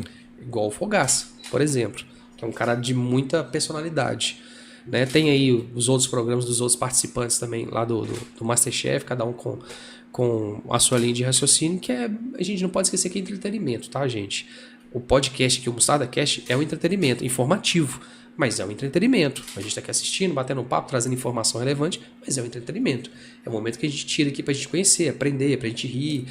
O papo é sério hoje, mas a gente ri, deixa um pouco mais leve aqui e tal. O que o pessoal precisa de fazer para poder te contratar, cara? Bom, tem as redes sociais. Sim. Coloca aí, diretor, para nós aí, mais uma vez aí, o TPzinho do... @psicólogo Arley D, né? Consegue falar comigo pela rede. Tem um underlinezinho ali no meio do caminho, não? É. Né? Tem. Underline. @psicólogo underline o Arley D. Sim. O Arley com W, 2 L's e Y no final, é bom deixar isso muito claro. Vamos gastar essas letras Vamos gastar essas letras aí. Mãe, pai, obrigado pelo nome, agradeço. Não posso reclamar também. Não posso reclamar. Também não posso reclamar. Meu TI, também o contato telefônico, né? Depois a gente pode colocar nas redes. Pode. Se possível, não né? Problema. Pode ser o contato. Eu faço tanto o atendimento da saúde mental. Sim. Todo atendimento do meu trabalho hoje ele é de maneira online. Também o advento da pós-pandemia, né? Já é um trabalho que eu realizo de maneira online. Então eu sempre sugiro aos meus pacientes, às minhas pacientes, que tenham um local confortável e restrito para que a pessoa tenha confortabilidade e liberdade para poder falar sobre aquilo que realmente precisa. Uhum. E a consultoria também, né? A consultoria também, a WJD Consultoria. Legal. Também estou aí para poder fazer consultoria para as empresas, né? Treinamento, desenvolvimento, processo de recrutamento e seleção, eu faço acompanhamento também. A gente faz de acordo com a necessidade do cliente, né? Para a gente poder tentar atender da melhor forma possível. Bacana, bacana. Meu nobre, acho que está na hora da gente comer pão de queijo, então eu quero te agradecer, cara, assim, cara, do fundo do coração, obrigado por você ter vindo, você ter aceitado o convite, porque foi uma luz que apareceu para a gente poder bater esse papo, para a gente poder ter essa abertura. começar um diálogo. Eu tenho certeza que os próximos participantes, os nossos próximos convidados, a gente vai ter uma bagagem para poder conversar, para a gente poder discutir. Volte mais vezes. Uma outra oportunidade a gente pode pensar em vir outros profissionais para a gente poder discutir, fazer realmente uma mesa redonda.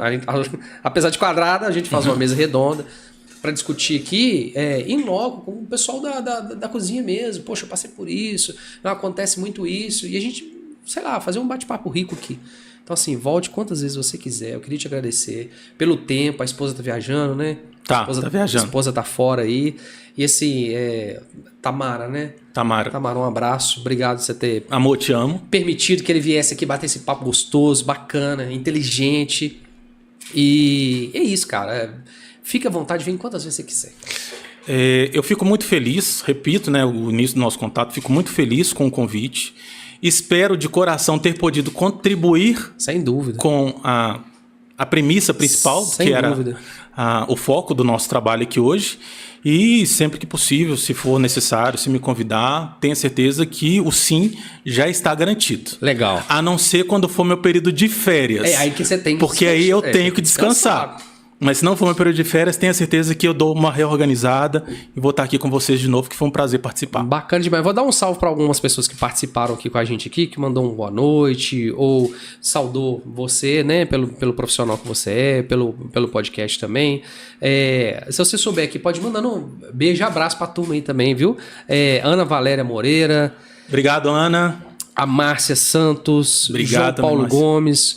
Bacana. O Tiagão, nosso parceiro aí, lá da Itália. Ele ainda coloca aqui, ó, Buonasera, turma. Ele rabisca mesmo o italiano. O Evelyn Gomes. Valeu, Evelyn. O Evelyn, que inclusive era um cara que antes era da área da gastronomia. Da gastronomia? Tá? Legal. Agora ele é da área da tecnologia. Exímio profissional. Bacana, meu cara. Bacana. Um abraço, viu, Evelyn? E a todos que estão participando, claro. Deixa eu ver quem mais aqui. Nayara Neves, Matheus Porto. Obrigado, Nayara. Valeu, Matheus. Cristiane Noberto, Rai Tavares, Tamir Silva. Raí, parceiraço também. Valeu pra Raí. É Raí, não, Raí. É Raí. Tem uma Raí, cita aqui. Raí. Porque eu, cara, uma hora dessa, assim, sem óculos, eu vou te falar, viu? Quase peguei o do Arlo emprestado aqui. Luiz Matheus, Carlos Alberto. Segura aí. Aí, ó. Olha que elegância, gente. Que legal. Agora, ó, pra você ver. Vai. Olha só. Que isso, agora dá pra me ler demais aqui, ó. Carlos Alberto, Ana Valéria Moreira, Jaqueline Ferreira. Obrigado, Jaque. Valeu, Rosângela Bassotto. Ô, Rosângela, obrigado. Grande abraço. Tá aí, ó, curtindo aí. Ana Valéria, eu falei, o Matheus, enfim. O pessoal foi comentando aqui, te parabenizando pelo programa. Pô, gostei do óculos, viu, cara? Deu pra ler direitinho agora. Diretor, vê um desse pra nós depois? Gente, obrigado, viu? A todo mundo que conseguiu reservar um tempinho, eu agradeço muito por ter participado. Espero que tenha sido tão engrandecedor quanto foi pra mim. Obrigado pela presença de vocês. Boa. Finalizando aqui então, gente, mais um episódio do Mostarda Cast. Agradecendo ao Arlen mais uma vez e todos vocês que ficaram até agora com a gente aí, tá? Acompanhando esse bate-papo sensacional, extremamente importante e intuitivo, instrutivo, para a gente poder, né, dar um avanço, dar um passo aí nos cuidados na saúde dentro da gastronomia e qualquer outro setor também, comercial e não comercial aí, do nosso Brasilzão, que é muito grande. Eu queria agradecer mais uma vez os nossos patrocinadores para esse episódio, né, que são as pizzas As Italianinhas, a do nosso amigo Fabiano, que é fantástico. Logo, a gente vai mandar pizza para você lá da Italianinha. Fechou. Pizza, né? Tá podendo comer pizza? Só depois da quaresma. Não, mas a gente manda umas vegetarianas, não tem problema. Fechou. Suave. Te manda uma sem carne, lá vai ficar bacana pra você lá, porque tem qualidade, tem coisas boas, tá? Cultura Defumada também do meu amigo João Gomes. Quinta-feira nós estamos aqui batendo papo, hein? Sentado aqui do meu lado, com o maior bate-papo. Meu grande companheiro João tá de volta aí na quinta-feira, Cultura Defumada. Todos esses que eu tô falando, vocês podem ir lá, gente, no Instagram, e procurar que vocês vão ser muito bem atendidos, tá? Também da Mostarda Criativa, agência de marketing gastronômico, se você precisou aí, né, do seu estabelecimento, você que acompanhou a gente até agora aí, tá precisando de divulgação, posicionar sua marca, seus produtos, procura a Mostarda Criativa e vocês vão ser muito bem atendidas, vão ter um plano de marketing legal, um calendário editorial para poder atender vocês lá. Tá? E quem mais, chefe, que tá falando? Time Lee, cara, os molhos de Time Lee é o Lucas vai estar aqui com a esposa, logo com a Rafa, velho, mosquitinho voando, né? Peguei, logo o Lucas tá com a Rafa aí, com novidade de eventos, que eles já estiveram aqui batendo um papo com a gente, trouxeram coisas novas e, cara, o Time Lee é sensacional, tem coisa nova chegando por aí, tá certo? É isso, chefe, fechamos? Queria agradecer você. Se você não se inscreveu, se inscreva, ative o sininho para você receber a notificação do próximo episódio. No próximo episódio, ó, Rafa Bebequi, nossa amigaça, Rafa, vai estar aqui batendo um papo com a gente, falando sobre burger, parrilha, fogo de chão, enfim, vai ter rango aqui na mesa de montão, porque agora nós vamos matar esse pão de queijo aqui, tá? Gente, um abraço e até a próxima. Tchau, tchau.